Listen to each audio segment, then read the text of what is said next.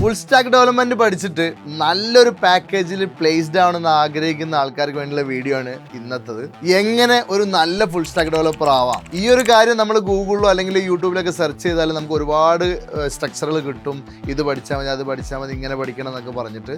പക്ഷെ നമ്മൾ ഈ പറയണത് ഇത് പ്രൂവൺ ആണ്. അതായത് നമ്മൾ ഓൾറെഡി സ്റ്റുഡൻസിൻ്റെ കാര്യം നിങ്ങൾക്ക് അറിയാമല്ലോ. ബ്രോ ക്യാമ്പിൽ പഠിക്കുന്ന 7 months കോഴ്സിലെ സ്റ്റുഡൻസ് ഏകദേശം 5 LP ആവറേജ് സാലറി, അതായത് മന്ത്ലി 40,000 രൂപ ആവറേജ് സാലറി ഫ്രഷറായിട്ട് മേടിച്ചിരിക്കുന്ന ഒരു സ്ട്രക്ചർ ഉണ്ട്, ഒരു 7 മാസത്തെ പ്രോഗ്രാം. ആ പ്രോഗ്രാമിൽ തന്നെ ചില കുട്ടികൾ ഏകദേശം 1 lakh ഒക്കെ മന്ത്ലി സാലറി മേടിക്കുന്ന കുട്ടികളുണ്ട്. അതായത് 12 LP 15 LP ഒക്കെ മേടിച്ച കുട്ടികളുണ്ട്. അപ്പോൾ അവരൊക്കെ ഏത് തരത്തിലാണ് പഠിക്കുന്നതെന്നുള്ളത് മനസ്സിലാക്കിയിട്ട് ആ ഒരു സ്ട്രക്ചറും കൂടെ ആഡ് ചെയ്തിട്ട് നമ്മളെ ബ്രോ ക്യാമ്പ് പ്രോഗ്രാം ഇപ്പോൾ ഒരു 1 year പ്രോഗ്രാം ആക്കി മാറ്റിയിട്ടുണ്ട്. അപ്പോൾ ആ ഒരു 1 year പ്രോഗ്രാമിൻ്റെ സീക്രട്ടാണ് ഞാൻ നിങ്ങൾക്ക് ഇന്ന് ഷെയർ ചെയ്യുന്നത്. ടെക്കിൽ എന്തൊക്കെ കാര്യങ്ങൾ സെറ്റ് ആക്കിയിട്ടാണ് അവർ മുന്നോട്ട് പോയി ഈ ഒരു പാക്കേജ് അച്ചീവ് ചെയ്യണം എന്നുള്ളത് വളരെ ക്ലിയർ ആയിട്ട് പറഞ്ഞു തരാണ്. സ്റ്റെപ്പ് ബൈ സ്റ്റെപ്പ് എന്ത് പഠിക്കണം, ആദ്യം അടുത്ത് എന്ത് പഠിക്കണം, എങ്ങനെ പോകണം എന്നുള്ള എല്ലാം ഡീറ്റെയിൽ ആയിട്ട് പറഞ്ഞു തരാണ്. വീഡിയോ ഫുള്ള് വാച്ച് ചെയ്തോ. കിടില ഇൻഫോർമേഷൻസ് ആണ് നിങ്ങൾക്ക് കിട്ടുന്നത്. അതിന് പുറമെ ബ്രോ ക്യാമ്പിൻ്റെ 1 year പ്രോഗ്രാം എന്താണെന്ന് അറിയേണ്ട ആൾക്കാർക്ക് കൂടിയുള്ള വീഡിയോ ആണ്. സോ ഫുള്ള് വാച്ച് ചെയ്യും. ഞാൻ ഈ പറയാൻ പോകുന്ന സ്റ്റെപ്സിൽ ഏറ്റവും പ്രധാനമായിട്ട് പറയേണ്ട ഒരു കാര്യം എന്ന് വെച്ചാൽ ഇതിൽ 3 മെയിൻ പ്രൊജക്റ്റുകൾ നമ്മൾ ചെയ്ത് പഠിച്ചുകൊണ്ടാണ് ഒരു കമ്പനീനെ അപ്രോച്ച് ചെയ്യാൻ പോകുന്നത്. അതായത് എപ്പോഴും കമ്പനീസ് നമ്മുടെ റെസ്യൂം എടുത്ത് നോക്കുമ്പോൾ ഏതൊക്കെ ടൈപ്പ് പ്രൊജക്റ്റുകളാണ് നിങ്ങൾ ചെയ്തിട്ടുള്ളത്, അതിൻ്റെ ഫീച്ചേഴ്സ് എന്തൊക്കെയാണ്, അതിൻ്റെ എത്രത്തോളം സ്റ്റാൻഡേർഡായിട്ടാണ് നിങ്ങൾ ചെയ്തിട്ടുള്ളത്, ഇങ്ങനെയുള്ള എല്ലാ കാര്യങ്ങളായിരിക്കും മെയിനായിട്ട് കമ്പനീസ് ചെക്ക് ചെയ്യുക. അപ്പോൾ നമ്മുടെ 7 months കോഴ്സിൽ 2 പ്രൊജക്റ്റ് ഉണ്ടായിരുന്ന സമയത്ത് ഈ ഒരു പ്രോഗ്രാമിൽ ശരിക്ക് 3ാമത്തെ ഒരു പ്രൊജക്റ്റ് ആഡ് ചെയ്തിട്ടുണ്ട്. അതും ടീം പ്രൊജക്റ്റ്. ടീം പ്രൊജക്റ്റ് എന്ന് പറയുമ്പോൾ നിങ്ങൾ വിചാരിക്കുന്ന പോലെ സാധാരണ നമ്മളൊരു 3-4 പേര് ഫ്രണ്ട്സ് കോളേജിൽ നിന്ന് ചെയ്യുന്ന പോലെ അല്ല. പ്രൊജക്റ്റ് മാനേജേഴ്സും ടീം ലീഡ്സും അടങ്ങിയിട്ട് വലിയൊരു ടീം. അതായത് എങ്ങനെയാണോ കമ്പനികളിൽ പ്രൊജക്റ്റ് വരുന്നത്, ആ പ്രൊജക്റ്റ് എങ്ങനെയാണ് ഡിവൈഡ് ചെയ്തെടുത്ത് ചെയ്യുന്നത്, അതിലെങ്ങനെയാണ് ഫുൾ അപ്ലിക്കേഷൻ അവസാനം ഹോസ്റ്റിംഗ് കംപ്ലീഷൻ വരെ എത്തുന്ന സ്റ്റെപ്സ് എന്താണോ ആ കമ്പനിയിലെ ഒരു സ്ട്രക്ചർ മൊത്തം എക്സ്പ്ലെയിൻ ചെയ്യുന്ന രീതിയിലാണ് 3ാമത്തെ പ്രോജക്റ്റ് പോയിട്ടുള്ളത്. അപ്പോൾ അതുകൊണ്ട് തന്നെ ഒരു കമ്പനി കയറുമ്പോൾ ഒരു ടീമിൻ്റെ കൂടെ വർക്ക് ചെയ്യാനുള്ള എല്ലാ കപ്പാസിറ്റി ആയിട്ടാവും ഈ ഒരു പ്രോഗ്രാം കഴിഞ്ഞിട്ട് കുട്ടികൾ പോകുന്നത്. അതുകൊണ്ട് തന്നെ ഇത് സ്വന്തമായിട്ട് വീട്ടിൽ നിന്ന് ചെയ്യുന്ന ആൾക്കാരും ഇതുപോലെ 2 or 3 പ്രൊജക്റ്റ് ചെയ്തിട്ട് വേണം കമ്പനീസിനെ അപ്രോച്ച് ചെയ്യാൻ. അപ്പോഴേ നിങ്ങളെ വാല്യൂ കൂടുള്ളൂ, അപ്പോഴേ നിങ്ങൾക്ക് നല്ല സാലറിയിലോട്ട് പോകാനും പറ്റുള്ളൂ. ഇനി ഏതൊക്കെയാണ് സ്റ്റെപ്പ് ബൈ സ്റ്റെപ്പ് എന്തൊക്കെ പഠിക്കേണ്ടതെന്ന് പറയുന്നതിന് മുന്നേ ഒരു കാര്യം കൂടി പറഞ്ഞുതരാം. നമ്മുടെ ബ്രോ ക്യാമ്പിലെ 1 year പ്രോഗ്രാമിൽ 2 പ്രധാന വേറെ കാര്യം കൂടി ഉണ്ട്. അതായത് ഈ ടെക്കിന് പുറമെ, ടെക്നിക്കലി നമ്മൾ വലിയ സ്കില്ലാവുന്നതിന് പുറമെ ബ്രോ ക്യാമ്പിൽ 2 പ്രധാന കാര്യങ്ങളുള്ളത് എന്താണെന്ന് വെച്ചാൽ, ഒന്ന് കമ്മ്യൂണിക്കേഷനാണ്. നമുക്ക് എന്തായാലും ഇംഗ്ലീഷ് സംസാരിച്ച് പഠിച്ച് സെറ്റായേ പറ്റുള്ളൂ. അപ്പോൾ 1 year daily English communication activities ഉണ്ട്. അതിൽ നമ്മൾ സംസാരിക്കാൻ പഠിക്കേണ്ടതുണ്ട്, പ്രസൻറ്റ് ചെയ്യാൻ പഠിക്കേണ്ടതുണ്ട്, മെയിൽ അയക്കാൻ പഠിക്കേണ്ടതുണ്ട്, ടെക്സ്റ്റ് ചാറ്റ് ചെയ്യാൻ പഠിക്കേണ്ടതുണ്ട്. ഇങ്ങനെ ഒരുപാട് കാര്യങ്ങൾ ചെയ്ത് പ്രാക്ടിക്കലി സെറ്റ് ആവണം നമ്മൾ. അപ്പോൾ ആ രീതിയിൽ കമ്മ്യൂണിക്കേഷൻ ആക്ടിവിറ്റീസ് കുറേ നടക്കുന്നുണ്ട്. അതിനെക്കുറിച്ചൊന്നും ഞാൻ ഈ വീഡിയോയിൽ പറയുന്നില്ല. വേറെ രണ്ടാമതുള്ളൊരു ഇമ്പോർട്ടൻ്റ് ആയിട്ട് കാര്യം എന്താണെന്ന് വെച്ചാൽ ഹെൽത്താണ്. അതായത് നമ്മൾ ടെക്കീസിന് എപ്പോഴും ഒരു പ്രശ്നമാണ് എന്ത്, നമ്മളെ സിസ്റ്റത്തിന് മുന്നിൽ ഇങ്ങനെ ഇരുന്ന് പോവുകയാണ്. അപ്പോൾ നമ്മളെ ഹെൽത്ത് വീക്ക് ആയിക്കൊണ്ടിരിക്കും. അപ്പോൾ നമ്മൾ 1 year പ്രോഗ്രാമിൽ ഈ ഒരു ഫീച്ചറും കൂടി പുതിയത് ആഡ് ചെയ്തിട്ടുണ്ട്. എന്താണെന്ന് വെച്ചാൽ രാവിലെയോ ഈവനിങ്ങോ മസ്റ്റായിട്ട് ഹെൽത്ത് വർക്കൗട്ടുകൾ, അതായത് വീട്ടിലിരുന്ന് ചെയ്യാൻ പറ്റുന്ന ഹെൽത്ത് വർക്കൗട്ടുകൾ മസ്റ്റായിട്ട് ആഡ് ചെയ്തിട്ടുണ്ട്. അതിന് ട്രെയിനേഴ്സും ഉണ്ടായിരിക്കും. അപ്പോൾ വീട്ടിൽ കംഫർട്ടായിട്ട് തന്നെ നമുക്കൊരു 1 hour ഒക്കെ സ്പെൻഡ് ചെയ്തുകൊണ്ട് ചെയ്യാൻ പറ്റുന്ന ഹെൽത്ത് ആക്ടിവിറ്റീസും കൂടെ നമ്മൾ ഈ പ്രോഗ്രാമിൽ ആഡ് ചെയ്തിട്ടുണ്ട്. അതായത് ഒരു 1 year കൊണ്ട് ഒരു മനുഷ്യൻ്റെ ടോട്ടൽ ട്രാൻസ്ഫോർമേഷനാണ് നമ്മൾ ഉദ്ദേശിക്കുന്നത്. ഒരു 1 year കൊണ്ട് ആ മനുഷ്യൻ്റെ മൊത്തത്തിൽ, അതായത് ടെക്നിക്കൽ സ്കില്ല് ഇമ്പ്രൂവ് ആവണം, അവൻ്റെ കമ്മ്യൂണിക്കേഷൻ സ്കില്ല് ഇമ്പ്രൂവ് ആവണം, അവൻ്റെ ഹെൽത്ത് കാര്യങ്ങളൊക്കെ ഇമ്പ്രൂവ് ആയിട്ട് ഒരു പുതിയ മനുഷ്യനായിട്ട് വരാവുന്ന രീതിയിലാണ് 1 year കോഴ്സ് പ്ലാൻ ചെയ്തിട്ടുള്ളത്. നമ്മുടെ ബ്രോ ക്യാമ്പ് പ്രോഗ്രാമിനെ കുറിച്ച് അറിയാത്തവർക്ക് വേണ്ടി ഒരു പോയിന്റ് കൂടി പറയാം. അത് മനസ്സിലാക്കിയാൽ ഈ പ്രോഗ്രാമിൻ്റെ സ്ട്രക്ചർ പോകുന്നത്, ഇത് എങ്ങനെയാണ്, ഇതൊക്കെ എങ്ങനെ പഠിച്ചുകൊണ്ട് പോകുന്നത് എന്നുള്ള ഡൗട്ട് നിങ്ങൾക്ക് വരും. അപ്പോൾ അതിന് മുന്നേ ഒരു ക്ലാരിറ്റി കൂടി വരുത്താൻ വേണ്ടിയിട്ടാണ്. എന്താണെന്ന് വെച്ചാൽ ബ്രോ ക്യാമ്പിൽ നമ്മൾ ഓരോ വീക്കിലും ടാസ്കുകൾ കൊടുക്കുകയും ആ ടാസ്കിൻ്റെ കൂടെ ഒരു മെൻറ്ററും കൂടി ഉണ്ടാവും നമുക്ക്. അത് ആ മെൻറ്റർ എന്ന് പറഞ്ഞു കഴിഞ്ഞാൽ ആരാന്ന് വെച്ചാൽ ഇൻഡസ്ട്രിയൽ എക്സ്പീരിയൻസ് ഉള്ള ഒരു എക്സ്പേർട്ട് ആയിരിക്കും മെൻറ്റർ ഉണ്ടാവുക. ആ മെൻറ്ററിനോട് ഡിസ്കസ് ചെയ്തിട്ടായിരിക്കും കുട്ടികൾ ഓരോ വീക്കിലെ ടാസ്കുകളും ഇംപ്ലിമെൻറ്റ് ചെയ്ത് കൊണ്ടുവരിക. പക്ഷേ റിസർച്ച് നടത്തിയിട്ടാണ് ഇംപ്ലിമെൻറ്റ് ചെയ്ത് കൊണ്ടുവരിക.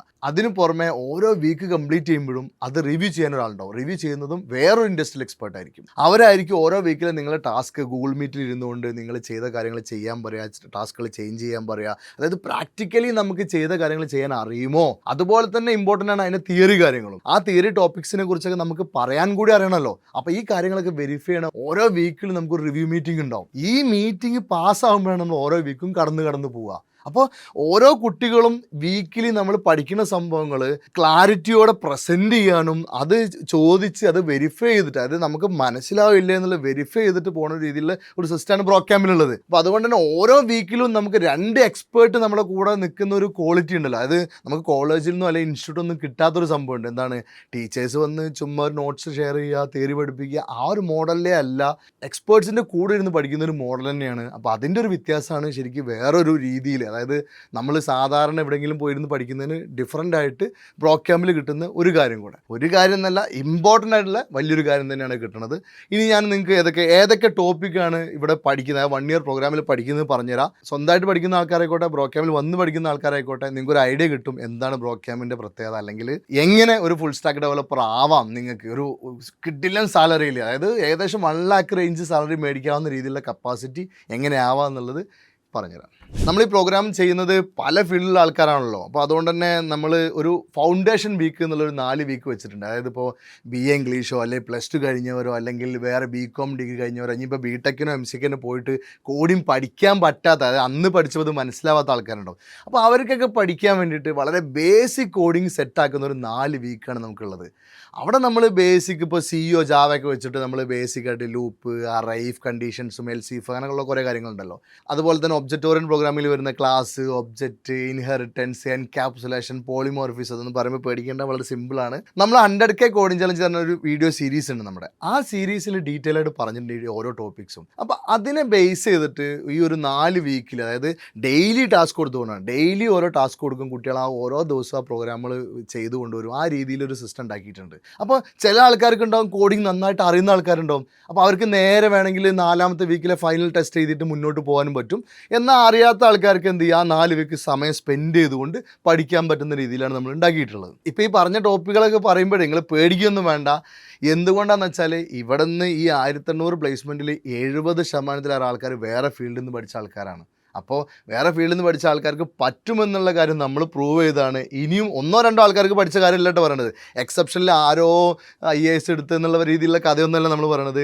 1800-ൽ 1000-ലേറെ ആൾക്കാർ അച്ചീവ് ചെയ്ത കാര്യത്തിനെ കുറിച്ച് പറയണത്. അപ്പം നിങ്ങൾക്കും വേറെ ഫീൽഡിൽ വന്ന ആൾക്കാർക്കൊക്കെ പോസിബിൾ ആണെന്ന് കൂടി നിങ്ങൾ മനസ്സിലാക്കുക. അങ്ങനെ നമ്മൾ ആദ്യത്തെ 4 വീക്കിൽ വളരെ ബേസിക് സംഭവങ്ങളൊക്കെ സെറ്റായി കഴിഞ്ഞാൽ പിന്നെയാണ് നമ്മൾ ഫീൽഡിലോട്ട് കിടക്കുന്നത്. നമ്മളിപ്പോൾ പറയുന്നത് ഫുൾ സ്റ്റാക്കാണല്ലോ, മേൺ സ്റ്റാക്ക് ഓർ മീൻ സ്റ്റാക്കാണ്. അപ്പോൾ ഇതിൽ നമ്മൾ ആദ്യം പഠിക്കേണ്ടതെന്ന് വെച്ചാൽ ഒരു ഫുൾ സ്റ്റാക്ക് ആപ്ലിക്കേഷൻ എന്ന് പറഞ്ഞു കഴിഞ്ഞാൽ ഒരു വെബ് ആപ്ലിക്കേഷൻ നമ്മൾ ഉണ്ടാക്കാൻ പോകുന്നത്. അതായത് ഒരു front end, back end, database, അങ്ങനെയുള്ള കുറേ സംഭവങ്ങൾ ഇതിലുണ്ടാവും. ഈ പറയുന്ന കാര്യങ്ങളൊക്കെ ഡൗട്ടുള്ള ആൾക്കാർക്ക് വേണ്ടിയിട്ട് വെബ് ഡെവലപ്മെൻറ്റ് ഫോർ ബേബീസ് എന്നുള്ളൊരു വീഡിയോ ഉണ്ടാക്കിയിട്ടുണ്ട്. അത് വാച്ച് ചെയ്ത് കഴിഞ്ഞാൽ കഥ പോലെ പറഞ്ഞിട്ടുണ്ട്. എന്താണ് ഫ്രണ്ട് എൻഡ്, എന്താണ് ബാക്ക് എൻഡ്, എന്താണ് ഡാറ്റാബേസ്, എന്താണ് സെർവേഴ്സ്, ക്ലൗഡ് സെർവേഴ്സ്, ഇങ്ങനെയുള്ള കാര്യങ്ങളൊക്കെ പറഞ്ഞിട്ടുണ്ട്. ആ വീഡിയോ ഞാൻ ഡിസ്ക്രിപ്ഷനിൽ മെൻഷൻ ചെയ്തിട്ടുണ്ട്, വാച്ച് ചെയ്യുക. അപ്പോൾ നമുക്ക് ഇതിലോട്ട് വരാം. അപ്പോൾ നമുക്ക് ആദ്യം തന്നെ നമ്മളൊരു ഫുൾ സ്റ്റാക്ക് ആപ്ലിക്കേഷൻ ഉണ്ടാക്കാൻ വേണ്ടി നമ്മൾ എന്താ ചെയ്യേണ്ടതെന്ന് വെച്ചാൽ ഫ്രണ്ട് എൻഡിലെ കാര്യങ്ങളാണ് നമ്മൾ ആദ്യം ബേസിക്കായിട്ട് പഠിക്കാൻ തുടങ്ങുന്നത്. ഫ്രണ്ട് എൻഡ് എന്ന് പറയുമ്പോൾ ഒരുപാട് ഈ നിങ്ങൾ കേട്ടോ ആംഗുലർ, റിയാക്ട്, വ്യൂ ഇങ്ങനെയുള്ള കാര്യങ്ങളൊന്നും നമ്മൾ ആദ്യമൊന്നും പഠിക്കില്ല. വളരെ ബേസിക്സ് ആയിട്ട്, അതായത് ഇപ്പോൾ എല്ലാവർക്കും അറിയാവുന്ന HTML, CSS, ജാവാസ്ക്രിപ്റ്റ്, ഇങ്ങനെ ഒരു വെബിൻ്റെ വളരെ ഫണ്ടമെൻ്റൽ കാര്യങ്ങളായിട്ടുള്ള ഈ കാര്യങ്ങളായിരിക്കും നമ്മൾ ആദ്യം പഠിക്കാൻ ശ്രമിക്കുക. അപ്പോൾ HTML, CSS, ജാവാസ്ക്രിപ്റ്റ് ഒക്കെ നമുക്ക് പെട്ടെന്ന് തന്നെ എന്താ പറയുക പഠിച്ചെടുക്കാൻ പറ്റും. ഇനിയിപ്പോൾ വേറെ ഫീൽഡിൽ വന്ന ആൾക്കാർക്കും വളരെ എളുപ്പമായിരിക്കും. അവർക്കും ഒരു 1 വീക്ക് കൊണ്ടൊക്കെ വാവ് എനിക്കിത് ചെയ്യാൻ പറ്റില്ല, ഒരു വെബ്സൈറ്റ് ഞാൻ സ്വന്തമായിട്ട് ഉണ്ടാക്കി എന്നൊക്കെയുള്ളൊരു ഫീല് കിട്ടുന്ന രീതിയിലാണ് ആദ്യത്തെ വീക്കിൽ പോണത്. അത് കഴിഞ്ഞ് അടുത്തൊരു വീക്കിലോട്ട് എത്തുമ്പോൾ നമ്മൾ കുറച്ചും കൂടെ ഒരു ഫ്രണ്ട് എൻഡ് ഡിസൈൻ തന്നെ ബൂട്ട് സ്ട്രാപ്പ്, ടെയിൽവെൻഡ്, CSS അങ്ങനെ കുറച്ച് ഡിഫറെൻറ്റ് ഫ്രെയിം വർക്കുകളുണ്ട്. അപ്പോൾ ഇതൊക്കെ യൂസ് ചെയ്തിട്ട് കുറച്ചുകൂടി നല്ല രീതിയിൽ ഡിസൈനൊക്കെ ചെയ്യാൻ പറ്റുന്ന രീതിയിൽ അവരെ തന്നെ കുറേ ഡിസൈൻ ചെയ്യാൻ പറ്റുന്ന കുറേ കോമ്പോണൻസ് ഒക്കെ ഉണ്ടാക്കി വെച്ചിട്ടുണ്ടാവും. അപ്പോൾ ഇതൊക്കെ യൂസ് ചെയ്തിട്ട് എങ്ങനെ ഒരു വെബ് ഡിസൈൻ ചെയ്യാൻ പറ്റും, അപ്പോൾ കുറച്ചുകൂടി നല്ല രസമുള്ള, അതായത് ആദ്യം നമ്മളുണ്ടാക്കി വളരെ ബേസിക്സ് ഡിസൈൻ ആയിരിക്കും ഉണ്ടാക്കിയിട്ടുണ്ടാവുക. ഇത് കുറച്ചുകൂടി രസമുള്ളൊരു വെബ് ഡിസൈൻ നമുക്ക് ഉണ്ടാക്കാൻ പറ്റുന്ന രീതിയിൽ, നമുക്ക് കുറച്ചുകൂടി ഇൻട്രാക്റ്റീവായിട്ടൊക്കെ ചെയ്യാൻ പറ്റുന്ന രീതിയിലുള്ള വെബ്സൈറ്റുകൾ നമ്മൾ ഉണ്ടാക്കി തുടങ്ങും. അപ്പോൾ ഇതായിരിക്കും അടുത്തൊരു വീക്ക് ചെയ്യുക. അത് കഴിയുമ്പോഴേക്കും നിങ്ങൾ സ്വന്തമായിട്ടൊരു പേഴ്സണൽ വെബ്സൈറ്റ് ഒക്കെ ഉണ്ടാക്കിയിട്ടുണ്ടോ? അതായത് നിങ്ങൾക്കൊരു പേഴ്സണൽ വെബ്സൈറ്റ്, ഇപ്പോൾ ഫോർ എക്സാമ്പിൾ ഞാനാണ് ഉണ്ടാക്കുക, എൻ്റെ പേര് നിഖിലാണ്, ഞാൻ ചെയ്ത പ്രൊജക്റ്റുകൾ ഇതാണ്, ഞാൻ ഇന്ന ഇൻട്രസ്റ്റ് ഉള്ള ഒരാളാണ്, നമ്മൾ റെസ്യൂമൊക്കെ ഉണ്ടാക്കില്ല. അതുപോലെ തന്നെ നമ്മുടെ പേരിൽ നമ്മളൊരു വെബ്സൈറ്റ് ഒക്കെ തുടങ്ങി അതിൽ ഫുൾ ഡീറ്റെയിൽ ആയിട്ട് നമ്മൾ കാര്യങ്ങളൊക്കെ കൊടുത്തുള്ള ഒരു ഭയങ്കര രസമാണ്. അതായത് നമുക്കിത് വേറെ ആർക്കും അയച്ചു കൊടുക്കുക. അപ്പോൾ തന്നെ നമുക്കൊരു ആദ്യത്തെ ഒരു 5-6 വീക്കിനുള്ളിൽ തന്നെ നമ്മളെന്തോ ചെയ്തെന്നും നമുക്ക് നമ്മുടെ പാരൻസിനോ നമ്മുടെ ഫ്രണ്ട്സിനൊക്കെ ഷോ ചെയ്യാൻ പറ്റും. അതായത് ഞാനൊരു വെബ്സൈറ്റ് സ്വന്തമായിട്ട് ഉണ്ടാക്കി എന്നൊക്കെ രീതിയിൽ. അപ്പോൾ ആ രീതിയിൽ നിങ്ങൾക്ക് ഫീൽ വരുന്നൊരു സംഭവമാണ് അവിടെ നമ്മൾ ചെയ്തിട്ടുള്ളത്. നമ്മുടെ ഈ സോഫ്റ്റ്വെയർ ഡെവലപ്മെൻറ്റ് സൈക്കിളിൽ തന്നെ നമുക്ക് ഏറ്റവും ഇൻട്രസ്റ്റിംഗ് ആയിട്ട് സംഭവമാണ്. അതായത് നമ്മൾ ഓരോ സംഭവം ചെയ്തെടുത്ത് കൊണ്ടുവന്ന ഒരു ഇംപ്ലിമെൻറ്റേഷൻ ലെവലിലോട്ട് എത്തി നമുക്കിത് ഒരു ഹാപ്പിനെസ് കിട്ടാനുണ്ട്. അപ്പോൾ ആ ഒരു സ്റ്റെപ്പ് ഓരോ സമയത്തും നമ്മൾ ഉണ്ടാക്കാൻ ശ്രമിക്കണം. അപ്പോൾ ആ രീതിയിലാണ് നമ്മൾ ഇതിൻ്റെ ഈ പ്രോഗ്രാം സെറ്റ് ചെയ്തിട്ടുള്ളത്. അപ്പോൾ നിങ്ങൾ സ്വന്തമായിട്ട് പഠിക്കുന്ന ആൾക്കാർ ഇതുപോലെ തന്നെ നിങ്ങൾ ഓരോ വെബ്സൈറ്റൊക്കെ ഉണ്ടാക്കി നോക്കി അത് ഷോ ചെയ്യാനുള്ള കാര്യങ്ങൾ ശ്രമിക്കുക. അതുപോലെ തന്നെ ഈ കാര്യങ്ങൾ ലിങ്ക്ഡിനിലും അവിടെയൊക്കെ പോസ്റ്റ് ചെയ്യാനും കൂടി ശ്രമിക്കുക. അങ്ങനെ നമ്മൾ വെബ് ഡിസൈനിങ് കഴിഞ്ഞാൽ പിന്നെ നമ്മൾ ചെയ്യുന്ന സംഭവമാണ് ജാവാസ്ക്രിപ്റ്റ് എന്നുള്ള ലാംഗ്വേജ് ഡീറ്റെയിൽ ആയിട്ട് പഠിക്കുക. അതായത് നമ്മൾ മെയിൻ സ്റ്റാക്ക് ഡെവലപ്പർ ആയിക്കോട്ടെ അല്ലെങ്കിൽ മെയിൻ സ്റ്റാക്ക് ഡെവലപ്പർ ആയിക്കോട്ടെ, നമുക്ക് ബേസ് ആയിട്ട് വേണ്ട ഒരു ലാംഗ്വേജാണ് ജാവാസ്ക്രിപ്റ്റ് എന്നുള്ളത്. അപ്പോൾ നമ്മളിതിന് മുന്നേ ബേസിക് ജാവാസ്ക്രിപ്റ്റ് നോക്കിയിട്ടുണ്ട് ഫ്രണ്ട് എൻഡിലെ കാര്യങ്ങളൊക്കെ ആയിട്ട്. പക്ഷേ ജാവാസ്ക്രിപ്റ്റ് ലാംഗ്വേജ് എന്നുള്ള രീതിയിൽ അതിന് കുറേ ബേസ് കാര്യങ്ങൾ നിങ്ങൾ പഠിച്ച് സെറ്റ് ആവേണ്ടതുണ്ട്. അപ്പോൾ ആ രീതിയിൽ ജാവാസ്ക്രിപ്റ്റിൻ്റെ ബേസിക്സ് പഠിക്കുക എന്നുള്ള രീതിയിലാണ് അടുത്തൊരു 2 വീക്ക് നമ്മൾ ഫോക്കസ് ചെയ്യാൻ പോണത്. അതിൽ ജാവാസ്ക്രിപ്റ്റ് വെച്ചിട്ട് നമ്മളിതിന് മുന്നേ പഠിച്ചിട്ടുള്ള ലൂപ്പ്, അറേ ഇങ്ങനെയുള്ള കാര്യങ്ങളൊക്കെ ഉണ്ടല്ലോ, ഫങ്ഷൻസ്, ഇതൊക്കെ എല്ലാം നമ്മൾ എന്ത് ചെയ്യും, ഒന്നുകൂടി ഒന്ന് പഠിക്കും. ജാവാസ്ക്രിപ്റ്റിൻ്റെ രീതിയിൽ എങ്ങനെയാണ് ഇതൊക്കെ എഴുതുക, അതൊക്കെ എങ്ങനെയാണ് വർക്ക് ചെയ്യുക എന്നൊക്കെയുള്ള കാര്യങ്ങൾ പഠിക്കും. പിന്നെ അതിന് പുറമെ ജാവാസ്ക്രിപ്റ്റിൽ വേറെ പ്രത്യേകത ഉണ്ട്. അതായത് കോൾ ബാക്ക് വിളിക്കുക അല്ലെങ്കിൽ അസിങ്ക്രണസ് ആയിട്ട് ഇത് വർക്ക് ചെയ്യുക എന്നൊക്കെയുള്ള രീതിയിൽ കുറച്ച് കാര്യങ്ങളുണ്ട്. പ്രോമിസ്, അങ്ങനെ കുറേ സംഭവങ്ങൾ അവിടെ പഠിക്കുന്നുണ്ട്. അതായത് ജാവാസ്ക്രിപ്റ്റിൻ്റെ തന്നെ കുറച്ചുകൂടി അഡ്വാൻസ്ഡ് ലെവലുള്ള സംഭവങ്ങളൂടി നമ്മൾ എന്ത് ചെയ്യും, 2ാമത്തെ വീക്കായിട്ട് അവിടെ പഠിക്കും. അതുപോലെ ജാവാസ്ക്രിപ്റ്റിൻ്റെ ലേറ്റസ്റ്റ് വേർഷനായ ES 6 വേർഷനിൽ എന്തൊക്കെയാണ് ചേഞ്ച് ഉള്ളത്, അതിന് മുന്നത്തെ വേർഷനിൽ എന്തൊക്കെയാണ് ചേഞ്ച് ഉള്ള കാര്യങ്ങളൊക്കെ മനസ്സിലാവേണ്ടതുണ്ട്. ഇതൊക്കെ ഇൻ്റർവ്യൂസിൽ കമ്പനി സൈഡിൽ നിന്ന് നമ്മളോട് ചോദിക്കും, ES 6 വേർഷനിൽ എന്താണ്, അതിന് മുന്നത്തെ കാര്യങ്ങൾ എന്തൊക്കെയാണ്. ഇപ്പോൾ പുതിയ വരുന്ന കോഡ് ബേസ് കാണുമ്പോൾ നിങ്ങൾക്ക് മനസ്സിലാവണം, അതേ സമയം തന്നെ പഴയതും മനസ്സിലാവണം. പിന്നെ നമ്മൾ നേരെ നോഡ് ജെഎസിലോട്ട് കിടക്കും. അതായത് നമ്മൾ ജാവാസ്ക്രിപ്റ്റിൻ്റെ കാര്യങ്ങൾ, ബേസിക് കാര്യങ്ങളൊക്കെ നന്നായിട്ട് സെറ്റായി കഴിയുമ്പോൾ എങ്ങനെ ഒരു സെർവർ, അതായത് ജാവാസ്ക്രിപ്റ്റ് യൂസ് ചെയ്തിട്ട് എങ്ങനെ നമുക്കൊരു സെർവർ ക്രിയേറ്റ് ചെയ്യാം, അതിന് വേണ്ടിയിട്ടാണ് നമ്മൾ നോഡ് ജെഎസ് യൂസ് ചെയ്യുന്നത്. അപ്പോൾ നോഡ് ജെഎസ് അതിനെ തന്നെ കുറച്ചുകൂടി ഒരു വെബ് ആപ്ലിക്കേഷൻ ഉണ്ടാക്കാൻ വേണ്ടിയിട്ട് ഒരു ഫ്രെയിം വർക്ക് ഉണ്ട്, എക്സ്പ്രസ് എന്നുള്ളത്. അപ്പോൾ നോഡ് ജെഎസും എക്സ്പ്രസും നമ്മളവിടെ പഠിക്കും. അതുപോലെ തന്നെ ഒരു സെർവർ ക്രിയേറ്റ് ചെയ്യുമ്പോൾ അതിൽ ലോഗിൻ കാര്യങ്ങളൊക്കെ ഉണ്ടാവും. അപ്പോൾ ലോഗിൻ കേസിൽ നമ്മൾ ഓതൻറ്റിക്കേഷൻ കാര്യങ്ങൾ അവിടെ പഠിക്കേണ്ടതുണ്ട്. അതുപോലെ സെഷൻ ഹാൻഡ്ലിങ്, ഇപ്പോൾ നമ്മളൊരാൾ ലോഗിൻ ആയി കഴിഞ്ഞാൽ പിന്നെ അയാൾ ലോഗ് ഔട്ട് ആവണ വരെ അയാളെ കീപ്പ് ചെയ്യാനുള്ള കാര്യങ്ങളൊക്കെ ഉള്ള സെഷൻ ഹാൻഡ്ലിങ്. അതുപോലെ തന്നെ വ്യൂ എൻജിൻസ് ഉണ്ട്, അതായത് ജേഡ്, ഹാൻഡിൽ ബാർസ് എന്നൊക്കെ പറഞ്ഞിട്ടുള്ള കുറച്ച് കാര്യങ്ങളുണ്ട്. അതായത് നമ്മൾ നേരത്തെ HTML CS പഠിച്ചു, അതെങ്ങനെ സെർവർ സൈഡിൽ നിന്ന് തന്നെ നമുക്ക് ചെയ്തുണ്ടാക്കിയിട്ട് ഫ്രണ്ടിലെ ഡിസൈൻ എങ്ങനെ സെറ്റാക്കാം എന്നൊക്കെയുള്ള രീതിയിലുള്ള കാര്യങ്ങളാണ്. അപ്പോൾ അതൊക്കെയാണ് നമ്മൾ വ്യൂ എൻജിൻസ് യൂസ് ചെയ്ത് പഠിക്കുന്നത്. അപ്പോൾ അങ്ങനെയുള്ള കാര്യങ്ങളെല്ലാം കൂടെ ആയിട്ട് നോഡ് ജെഎസ് എക്സ്പ്രസ് നമ്മളൊരു വീക്കിൽ കംപ്ലീറ്റ് ചെയ്യും. ഈ നോഡ് ജെഎസ് എക്സ്പ്രസ് പഠിച്ചോട് കൂടിയിട്ട് നമുക്കൊരു സെർവറൊക്കെ ഉണ്ടാക്കാൻ പഠിച്ച്. പക്ഷേ അവിടുത്തെ ഒരു പ്രശ്നം എന്താണെന്ന് വെച്ചാൽ ഈ സെർവറിൽ ഇപ്പോൾ ഫോർ എക്സാമ്പിൾ നിങ്ങൾ ആലോചിക്കുക, ഒരു ആമസോൺ പോലുള്ള വെബ്സൈറ്റ് ആണെന്നുണ്ടെങ്കിൽ ഒരു യൂസർ നെയിം പാസ്വേഡും അയാളെ നെയിമും ഡീറ്റെയിൽസൊക്കെ അടിച്ച് സൈനപ്പ് എന്ന് കൊടുക്കുമ്പോൾ ഈ ഡാറ്റ എവിടെയും കൊണ്ട് സ്റ്റോർ ചെയ്യേണ്ടത്. അപ്പോൾ സ്റ്റോർ ചെയ്യാൻ വേണ്ടിയിട്ട് നമുക്ക് ഡാറ്റാബേസ് എന്നുള്ളൊരു കോൺസെപ്റ്റ് എപ്പോഴും ഒരു വെബ് ആപ്ലിക്കേഷൻ ഉണ്ടാക്കുമ്പോൾ ഇമ്പോർട്ടൻ്റ് ആയിട്ടുള്ള സംഭവമാണ്. അതായത് എല്ലാ ഡാറ്റാസും നമ്മൾ സ്റ്റോർ ചെയ്യേണ്ടി വരും, പെർമനൻ്റ് ആയിട്ട് സ്റ്റോർ ചെയ്യേണ്ടി വരും. അപ്പോൾ അതിന് വേണ്ടിയിട്ട് ബാക്ക് എൻഡിൽ, അതായത് നോഡ് ജെഎസ് എക്സ്പ്രസ് ചെയ്യുന്നിടത്ത് നമുക്ക് ഡാറ്റ സ്റ്റോർ ചെയ്യാനാണ് ഡാറ്റാബേസസ് യൂസ് ചെയ്യണത്. അതിൽ തന്നെ SQL ഡാറ്റാബേസ് ഉണ്ട്, NoSQL ഡാറ്റാബേസ് ഉണ്ട്. നോർമലി നമ്മൾ മെയിൻ സ്റ്റാക്ക് അല്ലെങ്കിൽ മീൻ സ്റ്റാക്ക് എന്ന് പറയുമ്പോൾ അതിൽ ആ സ്റ്റാർട്ടിങ്ങിലെ എന്ന് പറയുന്ന സംഭവം ഉണ്ടല്ലോ, അത് ഈ MongoDB എന്നാണ് റെപ്രസെൻറ്റ് ചെയ്യുന്നത്. അപ്പോൾ നമ്മളിവിടെ NoSQL ടൈപ്പ് ഡാറ്റാബേസ് ആയിട്ടുള്ള ഒരു MongoDB ഡാറ്റാബേസ് യൂസ് ചെയ്തിട്ടാണ് നമ്മൾ ഈ മെയിൻ സ്റ്റാക്കിലും മീൻ സ്റ്റാക്കിലും ഡാറ്റാബേസ് പർപ്പസുകൾ കാര്യങ്ങൾ ചെയ്യുന്നത്. അപ്പോൾ അതിന് വേണ്ടിയിട്ട് നമ്മൾ MongoDB ആണ് അടുത്ത് പഠിക്കാൻ പോകുന്നത്. MongoDB ബേസിക് ആയിട്ട് CRUD ഓപ്പറേഷൻ, അതായത് ഒരു ഡാറ്റാബേസ് ക്രിയേറ്റ് ചെയ്ത് അതിലോട്ട് കുറച്ച് ഡാറ്റാസ് കൊണ്ടുവന്ന് വയ്ക്കുക, അതിൽ നിന്ന് എടുത്ത് റീഡ് ചെയ്യുക, ആ ഡാറ്റാസ് ഒന്ന് അപ്ഡേറ്റ് ചെയ്യുക, ഡിലീറ്റ് ചെയ്യുക, അങ്ങനെയുള്ള ചെറിയ ചെറിയ ഓപ്പറേഷൻസ് ആയിരിക്കും നമ്മൾ ആദ്യത്തെ വീക്കുകളിൽ അതിൽ പഠിക്കുക. അത് കഴിഞ്ഞ് അതിൻ്റെ തന്നെ കുറച്ചുകൂടി അഡ്വാൻസ്ഡ് ലെവലുള്ള ഒരു അഗ്രിഗേഷൻ അല്ലെങ്കിൽ ഒരു ലുക്കപ്പ്, അതുപോലെ തന്നെ ഷാഡിങ്, അതായത് നമ്മൾ ഡാറ്റാബേസിൽ ഡാറ്റനെ സ്പ്ലിറ്റ് ചെയ്തിട്ട് വേറെ വേറെ രീതിയിൽ ഷെയർ ചെയ്യണ കാര്യങ്ങൾ, അത് മൊത്തത്തിൽ പറയാൻ ഡാറ്റ സ്കെയിലിംഗ്, റെപ്ലിക്കേഷൻ, ഇങ്ങനെയുള്ള ഒരുപാട് അഡ്വാൻസ്ഡ് ടോപ്പിക്കുകളായിരിക്കും നമ്മൾ ആ ഒരു വീക്കിൽ പഠിക്കുന്നത്. ഇതൊക്കെ പഠിച്ചു കഴിഞ്ഞാൽ അടുത്ത് നമ്മൾ എന്ത് ചെയ്യാൻ പോവാണ്, ഒരു ചെറിയ മിനി പ്രോജക്റ്റ് ഉണ്ടാക്കും. അതായത് നമ്മൾ ഇത്രയും നേരം പഠിച്ച ഫ്രണ്ട് എൻഡിലെ കുറച്ച് കാര്യങ്ങൾ പഠിച്ചു, അതേപോലെ ബാക്ക് എൻഡിൽ നോഡ് ജെഎസ് എക്സ്പ്രസും കുറച്ച് കാര്യങ്ങളൊക്കെ പഠിച്ചിട്ടുണ്ടായിരുന്നു, അതുപോലെ ഡാറ്റാബേസും പഠിച്ചു. അപ്പോൾ ഇത് വെച്ചിട്ട് ചെറിയൊരു പ്രൊജക്റ്റ് നമ്മൾ ഉണ്ടാക്കി വെക്കണം. അപ്പോൾ ഒരു മിനി പ്രോജക്റ്റ് നമ്മളവിടെ ചെയ്ത് നോക്കും. ആ മിനി പ്രോജക്റ്റിൽ കൂടുതലും അതായത് ഒരു അഡ്മിൻ സൈഡ് ഉണ്ടാവും, ഒരു യൂസർ സൈഡ് ഉണ്ടാവും. ഒരേ പ്രോജക്റ്റിൽ തന്നെ ഒരു അഡ്മിനിൽ ലോഗിനായി, ഒരു യൂസർ ലോഗിനായി, അതിൻ്റെ സെപ്പറേഷനും കാര്യങ്ങളൊക്കെ മനസ്സിലാവേണ്ടതുണ്ട്.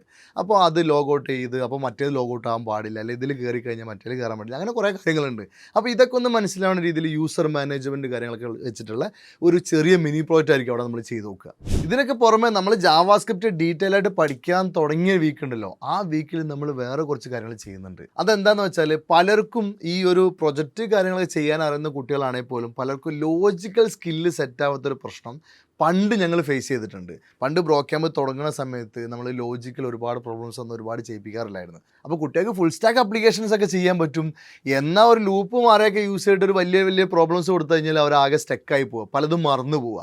അപ്പോൾ നമ്മൾ ഇംപ്ലിമെൻ്റ് ചെയ്ത സംഭവമാണ് ലീഡ് കോഡ് എന്നുള്ളൊരു ടൂളുണ്ട്. ഓൾറെഡി നമ്മൾ പ്രോഗ്രാമിംഗ് നല്ല രീതിയിൽ സെറ്റ് ആവാനും ഇപ്പോൾ ഗൂഗിളിൽ ഫേസ്ബുക്കിലൊക്കെ കയറാൻ വേണ്ടിയിട്ട് പഠിക്കുന്ന ആൾക്കാരൊക്കെ കുറേ വലിയ വലിയ പ്രോബ്ലംസും ഡാറ്റ സ്ട്രക്ചറൊക്കെ യൂസ് ചെയ്യുന്ന ഒരുപാട് വലിയ വലിയ പ്രോബ്ലംസ് ഒക്കെ ചെയ്ത് നോക്കുന്ന ഒരു പ്ലാറ്റ്ഫോം ലീഡ് കോഡ്. അപ്പോൾ ഈ ലീഡ് കോഡ് എന്നുള്ള ടൂള് നമ്മൾ എന്താ വെച്ചാൽ നമ്മളെ സ്റ്റുഡൻസ് കണ്ടിന്യൂസ് ആയിട്ട് ഇവിടെ യൂസ് ചെയ്യുന്നുണ്ട്. അത് ഏകദേശം ഒരു ജാവാസ്ക്രിപ്റ്റിൻ്റെ വീക്ക് തുടങ്ങിയിട്ട് നമ്മൾ എന്ത് ചെയ്യും, എല്ലാ വീക്കിലും ലീഡ് കോഡ് ടാസ്കുകളും കൊടുത്തുകൊണ്ടിരിക്കും. മിനിമം ഒരു 2-3 ടാസ്കുകൾ ലീഡ് കോഡിൻ്റെ പ്രോബ്ലംസ് കൊടുത്തിരിക്കും. ആ പ്രോബ്ലംസ് ഓരോ വീക്കിലും ചെയ്ത് നോക്കണം.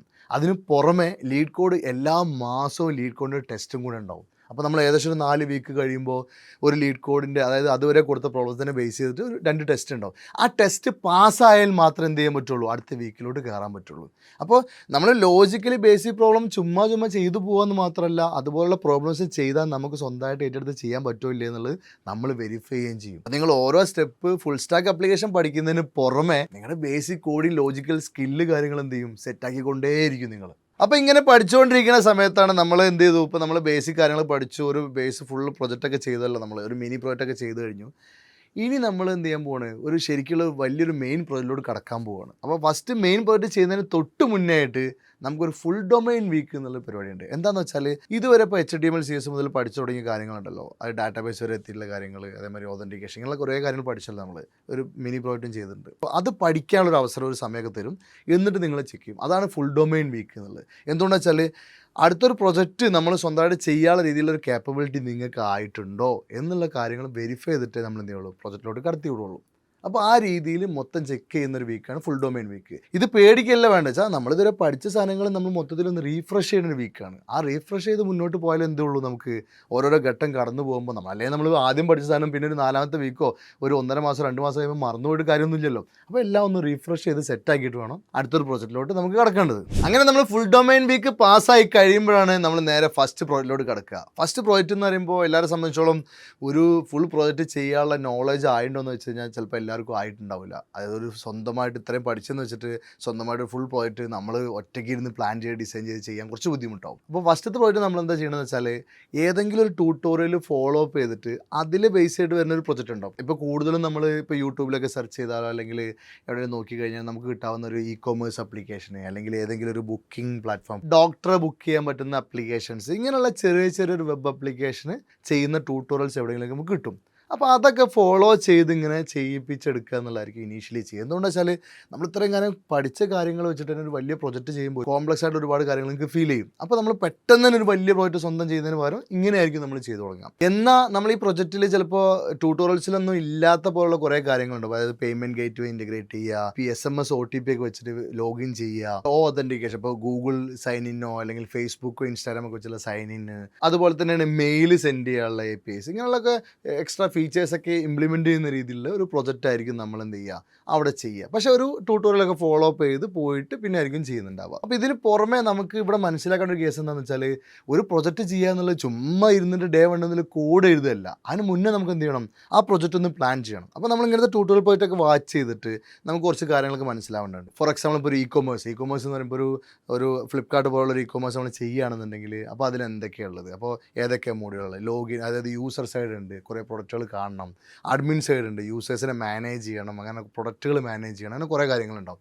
അപ്പോൾ ഇതൊക്കെ നമുക്ക് എന്ത് ചെയ്യണം, മുൻകൂട്ടി ഒരു ട്യൂട്ടോറിയൽ പോയിട്ട് വാച്ച് ചെയ്യുമ്പോൾ നമുക്ക് ഐഡിയ കിട്ടും. ഇതിനെ ബേസ് ചെയ്തിട്ട് നമ്മൾ ഒരു ഫിഗ്മ എന്ന് പറഞ്ഞ ടൂൾ വെച്ചിട്ട് നമ്മൾ പ്രൊജക്റ്റൊക്കെ ഒന്ന് പ്ലാൻ ചെയ്ത് വരച്ചുണ്ടാക്കുന്ന ഒരു വീക്കുണ്ട്. അപ്പോൾ ആ രീതിയിൽ അതൊന്ന് പ്ലാൻ ചെയ്യും. അതിന് പുറമെ ഡാറ്റാബേസ് നമ്മൾ പഠിച്ചിട്ടുണ്ട് മുന്നേ, അതൊക്കെ വെച്ചിട്ട് ഡാറ്റാബേസ് എങ്ങനെ സ്കീമാസൊക്കെ ഒന്ന് പ്ലാൻ ചെയ്ത് ഡിസൈൻ ചെയ്യുന്ന പരിപാടികളുണ്ട്. അതുപോലെ അതായത് ഇപ്പോൾ ക്ലയൻറ്റിൽ നിന്ന് സെർവർക്ക് ഡാറ്റ പാസ് ചെയ്യുമ്പോൾ ഏതൊക്കെയാണ് റിക്വസ്റ്റ്, അപ്പോൾ ഫോർ എക്സാമ്പിൾ ലോഗിൻ ആണെങ്കിൽ യൂസർ നെയിം പാസ്വേഡ് അയക്കണം, തിരിച്ചെന്ത് വരണം, സൈനപ്പ് ആണെങ്കിൽ വേറെ കുറേ ഡാറ്റാസ് ഉണ്ടാവും. അപ്പോൾ ഇങ്ങനെയുള്ള കുറേ കാര്യങ്ങളുണ്ടല്ലോ. അപ്പോൾ ഇതൊക്കെ മുൻകൂട്ടി പ്ലാൻ ചെയ്ത് ആ പ്രോജക്റ്റിൽ എത്ര റിക്വസ്റ്റുകൾ, അതായത് ഇപ്പോൾ ഇതേപോലെ ക്ലയൻറ്റിൽ നിന്ന് സെർവർക്ക് എത്ര റിക്വസ്റ്റ് പോകാൻ ചാൻസ് ഉണ്ട്, അതിന് API ഡോക്യുമെൻറ്റേഷൻ നമ്മൾ പറയാം. അപ്പോൾ ഇങ്ങനെയുള്ള കാര്യങ്ങളൊക്കെ നമ്മൾ എന്ത് ചെയ്യും, സെറ്റപ്പ് ചെയ്ത് ഉണ്ടാക്കണം ഈ ഒരു പ്രൊജക്റ്റ് തുടങ്ങുമ്പോൾ. എന്നിട്ടായിരിക്കും ഈ ഫീച്ചേഴ്സൊക്കെ വെച്ചിട്ടുള്ള പ്രൊജക്റ്റ് കോഡ് ചെയ്ത് സെറ്റപ്പ് ചെയ്ത് ഇംപ്ലിമെൻറ്റ് ചെയ്തെടുക്കുന്നത്. ഈ ഇംപ്ലിമെൻറ്റേഷൻ കഴിഞ്ഞാൽ നമ്മൾ നേരെ എന്ത് ചെയ്യും എന്ന് വെച്ചാൽ ഈ പ്രൊജക്റ്റ് ഏകദേശം ഒരു 1.5 മാസത്തോളം വരുന്ന രീതിയിലുള്ള പ്രൊജക്റ്റ് ആയിരിക്കും കേട്ടോ. അപ്പോൾ ഈ പ്രൊജക്റ്റിൻ്റെ ഓരോ വീക്കിലും നമ്മൾ ഈ ഡെവലപ്പേഴ്സ് വന്ന് നിങ്ങളെ റിവ്യൂ ചെയ്യുന്ന സിസ്റ്റം, നിങ്ങൾക്കൊരു മെൻറ്റർ, ഈ സിസ്റ്റങ്ങളൊക്കെ കാര്യങ്ങളൊക്കെ അവിടെ ഉണ്ടാവും കേട്ടോ. അതിന് പുറമെ അവസാനം ഈ പ്രൊജക്റ്റ് നമ്മൾ എന്ത് ചെയ്യണം, ക്ലൗഡിൽ ഹോസ്റ്റ് ചെയ്യണം. ഇതിന് പുറമെ ഇതിലൊരു ആർക്കിടെക്ചർ ഉണ്ട്. അതായത് ഓരോ പ്രൊജക്റ്റിനും MVC, ക്ലീൻ, MVVM അങ്ങനെ പറഞ്ഞിട്ടുള്ള പ്രൊജക്റ്റിന് സ്ട്രക്ചർ ഉണ്ട്. അതായത് ഇന്നത് എവിടെ എഴുതണം, മറ്റേ ഇന്നത് എഴുതണം, ആ സ്റ്റാൻഡേർഡ് ആക്കാൻ വേണ്ടിയിട്ട്. അപ്പോൾ ഇതിൽ നമ്മൾ യൂസ് ചെയ്യുന്ന Node.js Express ആയതുകൊണ്ട് നമ്മൾ ഇനീഷ്യലി യൂസ് ചെയ്യുന്നത് MVC ആർക്കിടെക്ചർ യൂസ് ചെയ്തിട്ടായിരിക്കും നമ്മൾ പ്രൊജക്റ്റ് ചെയ്യുന്നത്. അപ്പോൾ ആ ആർക്കിടെക്ചറൊക്കെ കീപ്പ് ചെയ്തിട്ടായിരിക്കും നമ്മളിത് ചെയ്തു പോവുക. അതുപോലെ തന്നെ കോഡിങ് സ്റ്റാൻഡേർഡ്സ്, അതായത് ഇപ്പോൾ നമ്മളിപ്പോൾ ഒരു ജാവാസ്ക്രിപ്റ്റിൽ ഒരു ഫംഗ്ഷൻ എഴുതുമ്പോൾ ഫസ്റ്റ് ലെറ്റർ ഇന്നതായിരിക്കണം, ക്യാപ് ലെറ്റർ ആണോ സ്മോൾ ലെറ്റർ ആണോ, അല്ലെങ്കിൽ ഫംഗ്ഷൻ എഴുതുമ്പോൾ ഇന്ന രീതിയിൽ കീപ്പ് ചെയ്യണോ, ഇങ്ങനെ തുടങ്ങിയിട്ട് ഒരുപാട് കോഡിങ് സ്റ്റാൻഡേർഡ്സ് ഉണ്ടായിരിക്കും. അപ്പോൾ ഇതൊക്കെ കീപ്പ് ചെയ്തുകൊണ്ടായിരിക്കും നിങ്ങൾ പ്രൊജക്റ്റ് ചെയ്യിപ്പിക്കുന്നത്. എന്തുകൊണ്ടെന്ന് വെച്ചാൽ നമ്മളൊരു കമ്പനി കയറി ചെല്ലുമ്പോൾ നമ്മളെ സ്റ്റാൻഡേർഡ്സ് സെറ്റായിട്ട് വന്നാലേ ഒരു കമ്പനീൻ്റെ കൂടെ നേരെ നിങ്ങൾ വർക്ക് ചെയ്യിപ്പിക്കാൻ പറ്റുള്ളൂ. അപ്പോൾ നമ്മൾ ഉദ്ദേശിക്കുന്നത് ആ ക്വാളിറ്റിയിൽ നിങ്ങൾ ഡെവലപ്പ് ചെയ്യുക എന്നുള്ളതാണ്. അപ്പോൾ അതുകൊണ്ട് തന്നെ നമുക്ക് എന്ത് വേണം, കോഡിങ് സ്റ്റാൻഡേർഡ്സും കറക്റ്റായിട്ട് കീപ്പ് ചെയ്തിട്ട് വേണം ഓരോ പ്രൊജക്റ്റും നമ്മൾ ചെയ്തുണ്ടാക്കേണ്ടത്. ഇതിന് പുറമെ നമ്മൾ ഗിറ്റ് എന്നുള്ള ടൂളൊക്കെ യൂസ് ചെയ്തിട്ട് പ്രോപ്പറായിട്ട് കമ്മിറ്റൊക്കെ ചെയ്ത്, അതുപോലെ ഗിറ്റ്ഹബോ ഗിറ്റ്ലാബ് പോലുള്ള സെർവറിലോട്ട് നമ്മൾ കോഡെല്ലാം കൂടെ പുഷ് ചെയ്ത് കീപ്പ് ചെയ്യുന്ന രീതി, ഇങ്ങനെയുള്ള കാര്യങ്ങളൊക്കെ നമ്മൾ പഠിക്കേണ്ടതുണ്ട്. എന്താ വെച്ചാൽ നമ്മൾ റെസ്യൂമിലടക്കം നമ്മൾ എന്ത് ചെയ്യുന്നുണ്ട്, നമ്മുടെ കോഡ് ബേസിൻ്റെ ഗിറ്റ്ഹബിൻ്റെ ലിങ്കൊക്കെ വെക്കുന്നുണ്ടായിരിക്കും. അപ്പോൾ നാളെ കമ്പനീസ് നിങ്ങൾ കോഡൊക്കെ എടുത്ത് നോക്കിയിട്ട് ക്വാളിറ്റി ഒക്കെ ചെക്ക് ചെയ്യണ കേസിൽ വരുമ്പോൾ അവിടെ എന്തുണ്ടാവും, നിങ്ങൾക്ക് വാല്യൂ കൂടുന്ന രീതിയുണ്ട്. അതായത് നിങ്ങൾ കോഡിങ് സ്റ്റാൻഡേർഡൊക്കെ നിങ്ങൾ യൂസ് ചെയ്തിട്ടാണ് കോഡ് ചെയ്ത ഒരാളാണ്, അങ്ങനെ കുറേ കാര്യങ്ങൾ അവിടെ കിട്ടാനുണ്ട്. അപ്പോൾ ആ രീതിയിൽ ഇൻ്റർവ്യൂവിന് പാസ്സാകുന്നതിന് പുറമെ കമ്പനിയിൽ കയറുമ്പോഴും ഗിറ്റ് പോലുള്ള വേർഷൻ കൺട്രോൾ സിസ്റ്റമൊക്കെ യൂസ് ചെയ്തിട്ടായിരിക്കും നിങ്ങൾ കോഡ് ചെയ്യുന്നുണ്ടാവുക. അപ്പോൾ അവിടെയൊക്കെ നമുക്ക് എന്തുണ്ടാവും, ഭയങ്കര അഡ്വാൻറ്റേജ് ആയിരിക്കും. അതായത് ഒരു ഫ്രഷർക്ക് ഒരിക്കലും ഈ രീതിയിലുള്ള സ്കില്ലൊന്നും സെറ്റായി വരില്ല. അപ്പോൾ നമ്മൾ ചെയ്യുന്ന പ്രൊജക്റ്റ് ഒരു 1.5 മാസം എടുത്തിട്ടാണെങ്കിൽ പോലും നമ്മളിതിങ്ങനെയുള്ള സ്റ്റാൻഡേർഡ്സ് എല്ലാം സെറ്റ് ചെയ്തിട്ടായിരിക്കും മുന്നോട്ട് പോകുന്നത്. അപ്പോൾ അതിൻ്റെ ഒരു വാല്യൂ ഭയങ്കരമായിരിക്കും നിങ്ങൾക്ക് കിട്ടാൻ പോകുന്നത്. അങ്ങനെ ഹോസ്റ്റിംഗ് വീക്കിൽ എത്തുമ്പോൾ ഇങ്ങനെയുള്ള കാര്യങ്ങളൊക്കെ യൂസ് ചെയ്തുകൊണ്ട് തന്നെ ഹോസ്റ്റിംഗ് കുറച്ചുകൂടി എളുപ്പമായിരിക്കും. പിന്നെ ഹോസ്റ്റിംഗ് നമ്മൾ ക്ലൗഡ് സെർവേഴ്സ് ആയിട്ടുള്ള AWSലോ അല്ലെങ്കിൽ ഗൂഗിൾ ക്ലൗഡിലോ അല്ലെങ്കിൽ അഷൂറിലോ ഒക്കെ, അല്ലെങ്കിൽ ഡിജിറ്റൽ ഓഷൻ, അങ്ങനെ പല സെർവേഴ്സ് ഉണ്ടാവും, ക്ലൗഡ് സെർവേഴ്സ്. അതിൽ ഏത് വേണമെങ്കിലും നിങ്ങൾക്ക് എടുക്കാൻ പറ്റും. അപ്പോൾ നമ്മൾ ഏതെങ്കിലും ക്ലൗഡ് സെർവറിലായിരിക്കും ഹോസ്റ്റ് ചെയ്യുക. അതും Nginx ഒക്കെ യൂസ് ചെയ്ത് അവിടെ നമ്മൾ HTTPS വ്യത്യാസം, അതായത് SSL ലെയർ എന്നൊക്കെ കേട്ടിട്ടുണ്ടാവും. നമ്മൾ പല വെബ്സൈറ്റ് എടുക്കുമ്പോൾ HTTPS എന്നൊക്കെ ഇതിൻ്റെ ലോക്കിൻ്റെ ചിഹ്നം കാണാൻ പറ്റും. അപ്പോൾ ഇതൊക്കെ എന്താണ്, അതിനൊക്കെ ഡീറ്റെയിൽ ആയിട്ട് പഠിക്കുക, മനസ്സിലാക്കുക. അപ്പോൾ ആ രീതിയിലേക്കുള്ള ഒരു സെർവർ എങ്ങനെ ഹോസ്റ്റ് ചെയ്യുക, അതായത് നമ്മൾ ഇതുവരെ ഉണ്ടാക്കിയ പ്രൊജക്റ്റ് പബ്ലിക്കലി മറ്റുള്ള ആൾക്കാർക്ക് കാണാൻ പറ്റുന്ന രീതിയിലൊരു പ്രൊജക്റ്റായിട്ട് ആക്കാൻ പോവുകയാണ് നമ്മൾ. അപ്പോൾ അതൊരു ഫുൾ സ്റ്റാക്ക് ആപ്ലിക്കേഷൻ. നേരത്തെ നമ്മൾ HTML CSS പേഴ്സണൽ വെബ്സൈറ്റ് ഒക്കെ ഉണ്ടാക്കി. പക്ഷേ ഇതുപോലൊരു ഇ-കൊമേഴ്സ് പോലെ, ഫോർ എക്സാമ്പിൾ ഒരു ഫ്ലിപ്കാർട്ട് പോലെ അല്ലെങ്കിൽ ആമസോണിൻ്റെ വെബ്സൈറ്റൊക്കെ പോലുള്ളൊരു വെബ്സൈറ്റ് സ്വന്തമായിട്ട് നമ്മൾ ഉണ്ടാക്കി കൊണ്ടുവന്നിട്ട് കുറച്ച് ഫീച്ചേഴ്സ് ആണെങ്കിൽ പോലും നമ്മൾ ഈ ഒരു വെബ് ആപ്ലിക്കേഷൻ നമ്മൾ മറ്റുള്ളവർക്ക് കൂടി കാണാൻ പറ്റുന്ന രീതിയിൽ അവൈലബിൾ ആക്കും. ആ പരിപാടിയാണ് ഈ ഹോസ്റ്റിങ്ങിൽ വരുന്നത്. അപ്പോൾ ആ രീതിയിൽ നിങ്ങൾക്കൊരു ഫീല് വരാനുണ്ട്, നമുക്ക് ഭയങ്കരമായിട്ട് ഞാനിതൊക്കെ ചെയ്തല്ലേ, ഒരു ഇ-കൊമേഴ്സ് ആപ്ലിക്കേഷൻ മൊത്തത്തിൽ എങ്ങനെയൊക്കെ തട്ടിമുട്ടി വെച്ചാൽ ഫസ്റ്റ് പ്രോജക്റ്റ് ആയതുകൊണ്ട് തന്നെ ഒരുപാട് നോളജൊന്നും നമുക്ക് ഒറ്റയടിക്ക് അച്ചീവ് ചെയ്യാൻ പറ്റില്ല. പക്ഷേ അവിടെയൊക്കെ മനസ്സിലായിക്കൊണ്ട് തന്നെ നമുക്ക് എന്ത് ചെയ്യാൻ പറ്റും, നമുക്ക് സെറ്റ് ചെയ്യാൻ പറ്റും. ഒരു ധൈര്യം വരാണ്ട് നമ്മുടെ മോട്ടിവേഷൻ എന്ന് പറഞ്ഞു കഴിഞ്ഞാൽ നമ്മൾ ചെയ്തുകൊണ്ടിരുന്ന കാര്യത്തിൽ ഒരു റിസൾട്ട് കിട്ടുമ്പോൾ ഒരു റിവാർഡ് കിട്ടിയെന്നുള്ള ഫീൽ ഉണ്ടല്ലോ, അതാണ് അവിടെ ശരിക്കും കിട്ടുന്നത്. അങ്ങനെ ആ പ്രൊജക്റ്റ് ഹോസ്റ്റിംഗ് കഴിഞ്ഞ് അതിൻ്റെ വെരിഫിക്കേഷനും കഴിയുമ്പോഴാണ് നമ്മൾ ആ ഫസ്റ്റ് പ്രോജക്റ്റ് ഫുൾ കംപ്ലീറ്റ് ആയി എന്നുള്ള സെറ്റ്. അതായത് അത് പ്രാക്ടിക്കലി മനസ്സിലാണോ, അതിൻ്റെ ഉള്ളിൽ വരുന്ന ഓരോ കമ്പൗണ്ടിൻ്റെ തിയറിയും മറ്റു കാര്യങ്ങളൊക്കെ ചോദിച്ചുകൊണ്ടേയിരിക്കും ഓരോ വീക്കിലും. അപ്പം നിങ്ങൾ ആ ഒരു സംഭവം ചെയ്യാൻ മാത്രമല്ല പറയാനും കൂടി പഠിച്ച് സെറ്റായിട്ടാണ് മുന്നോട്ട് പോകുന്നത്. ഫസ്റ്റ് പ്രോജക്റ്റ് കഴിഞ്ഞ സന്തോഷത്തിലിരിക്കുമ്പോഴാണ് നമുക്ക് വേറൊരു വലിയ സംഭവം വരുന്നത്, ഡാറ്റ സ്ട്രക്ചർ എന്നുള്ളത്. അതായത് നമ്മൾ ഇതുവരെ നമ്മൾ അറേയും ലൂപ്പും കാര്യങ്ങളൊക്കെ യൂസ് ചെയ്തെങ്കിൽ പോലും അതിൽ തന്നെ ഏറ്റവും ബെറ്ററായിട്ട് പെർഫോം ചെയ്യുന്ന രീതിയിൽ എങ്ങനെ കോഡ് ചെയ്യാൻ പറ്റും, സ്പേസ് കുറച്ച് യൂട്ടിലൈസ് ചെയ്തുകൊണ്ട് എങ്ങനെ നമുക്ക് കോഡ് ചെയ്യാൻ പറ്റും എന്നുള്ള കാര്യങ്ങളൊന്നും ബേസിക് കോഡിങ്ങിൽ നമുക്ക് എങ്ങനെ അപ്ലൈ ചെയ്തിട്ട് ഡാറ്റ ഒക്കെ പ്രോപ്പറായിട്ട് അറേഞ്ച് ചെയ്ത് എങ്ങനെ യൂസ് ചെയ്യാൻ പറ്റും എന്നുള്ള കാര്യങ്ങളൊന്നും ഒരു ഐഡിയ ക്ലാരിറ്റി ഉണ്ടാവില്ല. അവിടെയാണ് ഡാറ്റ സ്ട്രക്ചർ വരുന്നത്. അതായത് കോംപ്ലക്സ് വലിയ പ്രോജക്റ്റുകൾ വരുമ്പോൾ ഡാറ്റ സ്ട്രക്ചർ വളരെ ഇമ്പോർട്ടൻ്റ് ആണ്. നല്ല ഇൻ്റർവ്യൂസ്, നല്ല പാക്കേജുള്ള ഇൻ്റർവ്യൂസ് വരുമ്പോഴും കമ്പനീസ് ഡാറ്റ സ്ട്രക്ചറിൻ്റെ ഒരുപാട് ക്വസ്റ്റ്യൻസ് ചോദിക്കും നിങ്ങളോട്. അപ്പോൾ അവിടെ അത് മനസ്സിലാക്കാൻ വേണ്ടിയിട്ടാണ് നമ്മൾ ഡാറ്റ സ്ട്രക്ചർ പഠിക്കുന്നത്. ഏകദേശം 3 വീക്കോളം നമ്മൾ ഡാറ്റ സ്ട്രക്ചർ ആയിട്ട് പഠിക്കുക. അവിടെ തന്നെ നമ്മൾ ലീനിയർ ഡാറ്റ സ്ട്രക്ചർ മോഡലായ അറേ അല്ലെങ്കിൽ ലിങ്ക്ഡ് ലിസ്റ്റ്, സ്റ്റാക്ക്, ക്യൂ ഇങ്ങനെയുള്ള കുറേ കാര്യങ്ങൾ പഠിക്കും. അതുപോലെ തന്നെ ട്രീ, ഗ്രാഫ്, ട്രൈസ്, ഹീപ്പ് ഇങ്ങനെയുള്ള കാര്യങ്ങൾ, പിന്നെ സോർട്ടിങ്, സെർച്ചിങ് ഇങ്ങനെയുള്ള എല്ലാ കാര്യങ്ങളും. അതായത് ഒരു ഡാറ്റ സ്ട്രക്ചറിൽ വരുന്ന ഒരു ബേസിക് ആയിട്ടോ അല്ലെങ്കിൽ ഇച്ചിരി അഡ്വാൻസ്ഡ് ആയിട്ടൊന്ന് പറയാൻ പറ്റും. ആ രീതിയിൽ നമുക്ക് പഠിക്കേണ്ടതുള്ള കാര്യങ്ങളെല്ലാം ഡാറ്റ സ്ട്രക്ചറിൻ്റെ ആ ഒരു 3 വീക്കിൽ വരും. അത് ഓരോ വീക്കും വെരിഫൈ ചെയ്യും, ഓരോ വീക്കും ഡിസ്കസ് ചെയ്യും. ആ രീതിയിലായിരിക്കും 3 വീക്കും കടന്നു പോകും. പിന്നെ നിങ്ങൾക്ക് അടുത്ത വീക്ക് മുതൽ ലീഡ് കോഡ് എന്നുള്ള നമ്മുടെ ടൂള് നമ്മൾ എല്ലാ വീക്കും 2 പ്രോബ്ലം വെച്ച് തരുമെന്ന് പറഞ്ഞല്ലോ, അത് നമ്മൾ എന്ത് ചെയ്യും, ഇനി ഡാറ്റ സ്ട്രക്ചറിനെ ബേസ് ചെയ്തുള്ള പ്രോബ്ലംസ് കൂടി തന്നുകൊണ്ടിരിക്കും. അതിന് പുറമെ എല്ലാ മാസമുള്ള ടെസ്റ്റിൽ ഇനി ഡാറ്റ സ്ട്രക്ചർ കൂടി ബേസ് ചെയ്തുള്ള ക്വസ്റ്റ്യൻസ് ആയിരിക്കും തരിക. അതായത് കുറച്ചുകൂടി കോംപ്ലക്സ് ആയിട്ടുള്ള പ്രോബ്ലംസ് ആയിരിക്കും നിങ്ങൾ സോൾവ് ചെയ്യാൻ തുടങ്ങുക. അപ്പോൾ അത് ബേസിക് കോഡിങ് ലൂപ്പ് വരെയൊക്കെ വെച്ച് നമ്മൾ ചെയ്തു പോയ ഒരാൾ ഒരു 3 മാസം കഴിയുമ്പോൾ 4 മാസം കടന്നു കഴിയുമ്പോൾ പിന്നെ കുറച്ച് ഡാറ്റ സ്ട്രക്ചർ പ്രോബ്ലം കൂടി ചെയ്യാൻ തുടങ്ങും. അപ്പോൾ നമ്മുടെ സ്റ്റാൻഡേർഡ് വേറെ ലെവലിലോട്ട് മാറി തുടങ്ങുകയാണ്. പിന്നെ അങ്ങോട്ട് എല്ലാ മാസവും ഡാറ്റ സ്ട്രക്ചറോട് ബേസ് ചെയ്തുള്ള പ്രോബ്ലംസ് ആയിരിക്കും നമ്മൾ ചെയ്യുക. അപ്പോൾ അതുകൊണ്ട് തന്നെ നിങ്ങളുടെ റേഞ്ചും മാറിക്കൊണ്ടിരിക്കും. ഇൻ്റർവ്യൂവിനൊക്കെ അത് പോകുമ്പോൾ വളരെ സിമ്പിളായിരിക്കും. നമുക്ക് വെച്ചാൽ ഒറ്റയടിക്ക് ഇതെല്ലാം കൂടി ഒരുമിച്ചിരുന്ന് പഠിക്കുന്നതിന് പകരമാണ് ഓരോ വീക്കിലും നമ്മൾ 2 പ്രോബ്ലം ആയിട്ട് ഇങ്ങനെ പോകുന്നത്. അപ്പോൾ അതുകൊണ്ട് തന്നെ ഭയങ്കര വാല്യൂ അവിടെ നിങ്ങൾക്ക് ഉണ്ടാകാൻ പോകുന്നത്. അടുത്ത നമ്മൾ ബേസിക്സ് ഫൗണ്ടേഷൻ പഠിച്ച സമയത്ത് ഒബ്ജക്റ്റ് ഓറിയൻറ്റഡ് പ്രോഗ്രാമിംഗ് എന്നുള്ളൊരു കോൺസെപ്റ്റ് പഠിച്ചിട്ടുണ്ടായിരുന്നു. അപ്പോൾ അതിനൊക്കെ ബേസ് ചെയ്തുള്ള ഒരുപാട് ഡിസൈൻ പാറ്റേൺസ് ഉണ്ട്. അപ്പോൾ അതായത് സ്ട്രക്ചറൽ, ബിഹേവിയറൽ, ക്രിയേഷണൽ, അപ്പോൾ ഇങ്ങനെയൊക്കെയുള്ള ടൈപ്പ് ഓഫ് അതായത് ഡിസൈൻ പാറ്റേൺസ് ഉണ്ട്. ഇതൊക്കെ മനസ്സിലാക്കേണ്ടതുണ്ട്. അതായത് ഇനി നമ്മൾ അഡ്വാൻസ് ലെവലിലോട്ട് പോകണം. അതായത് ഒരു ചെറിയ പ്രോജക്റ്റ് ഉണ്ടാക്കാൻ പഠിച്ചു, നമ്മൾ കുഴപ്പമില്ലാതെ പ്രോജക്റ്റും കാര്യങ്ങളൊക്കെ സെറ്റ് ആയിട്ടുണ്ട്. പക്ഷേ ഇനി കുറച്ചുകൂടി സ്റ്റാൻഡേർഡ്സ് കൂട്ടിക്കൊണ്ടുവരണം നമ്മൾ. അപ്പോൾ ആ രീതിയിലാണ് എന്താണ് ഇങ്ങനെയുള്ള കാര്യങ്ങൾ OOAD എന്ന് പറയുന്നത് object oriented analysis and design എന്നുള്ള രീതിയിൽ ഒരു വീക്ക് നമ്മൾ അസൈൻ ചെയ്ത് വെച്ചിട്ടുണ്ട്. അപ്പോൾ ആ രീതിയിലുള്ള കാര്യങ്ങൾ അതിൽ പഠിക്കുക. അതുപോലെ തന്നെ ഒരു പ്രൊജക്റ്റിൻ്റെ മൊത്തം ഒരു സോഫ്റ്റ്വെയറിൻ്റെ ലൈഫ് സൈക്കിൾ പഠിക്കുക, UML ഡയഗ്രാം, അങ്ങനെ കുറേ സംഭവങ്ങൾ അവിടെ പഠിക്കാനുണ്ട്. അത് ഒരു പ്രൊജക്റ്റ് പ്ലാൻ ചെയ്യുന്നിടത്ത്, അതായത് നമ്മൾക്ക് എപ്പോഴും മനസ്സിലാക്കേണ്ട ഒരു കാര്യം വെച്ചാൽ ഒരു പ്രൊജക്റ്റിൽ ചുമ്മാ കോഡ് എഴുതുന്നതിനല്ല, ആ പ്രോജക്റ്റ് പ്ലാൻ ചെയ്യാനുള്ള നോളജ് കൂടി ഉണ്ടാക്കിയെടുക്കുക എന്നുള്ളത് വളരെ ഇമ്പോർട്ടൻ്റ് ആയിട്ടുള്ള കാര്യമാണ്. അപ്പോൾ ആ ഒരു കേസിലാണ് ഇങ്ങനെയുള്ള കാര്യങ്ങളൊക്കെ ആഡ് ചെയ്തിട്ടുള്ളത്. പണ്ട് കോളേജിലൊക്കെ പഠിക്കുന്ന സമയത്ത് നമ്മളിത് തിയറി ആയിട്ട് മാത്രം പഠിക്കുന്ന ഒരു ടോപ്പിക്കാണ്. അന്ന് നമ്മൾ പ്രൊജക്റ്റിനെ കുറിച്ചൊന്നും ക്ലാരിറ്റി ഇല്ലാത്ത സമയത്താണ് നമ്മളിതൊക്കെ പഠിക്കുക. പക്ഷേ ഇവിടുത്തെ ഒരു പ്രത്യേകത നമ്മൾ മനസ്സിലാക്കേണ്ടത് വെച്ചാൽ ആദ്യത്തെ ഒരു പ്രൊജക്റ്റ് കഴിയുമ്പോൾ നിങ്ങൾക്ക് ബാക്ക് എൻഡ് എന്താ, ഫ്രണ്ട് എൻഡ് എന്താ, ഡാറ്റാബേസ് എന്താ, ഒരു പ്രൊജക്റ്റ് എങ്ങനെ വർക്ക് ചെയ്യണം എന്നുള്ള ഒരു കഥ മനസ്സിലായതിന് ശേഷം ഈ കാര്യങ്ങൾ പഠിക്കുമ്പോൾ കുറച്ചുകൂടിയും കാര്യങ്ങൾ പ്രാക്ടിക്കലി മനസ്സിലായി പോകും നിങ്ങൾക്ക്. അപ്പോൾ ആ രീതിയിലാണ് നമ്മൾ ഈ ഒരു OOAD എന്നുള്ള ഒരു വീക്ക് നമ്മൾ ആഡ് ചെയ്തിട്ടുള്ളത്. ഇത് കഴിഞ്ഞാൽ നമ്മൾ കടക്കാൻ പോകുന്നത് ഡാറ്റാബേസ് തന്നെയാണ്. ഡാറ്റാബേസ് എന്ന് പറയുമ്പോൾ നമ്മൾ നേരത്തെ പറഞ്ഞു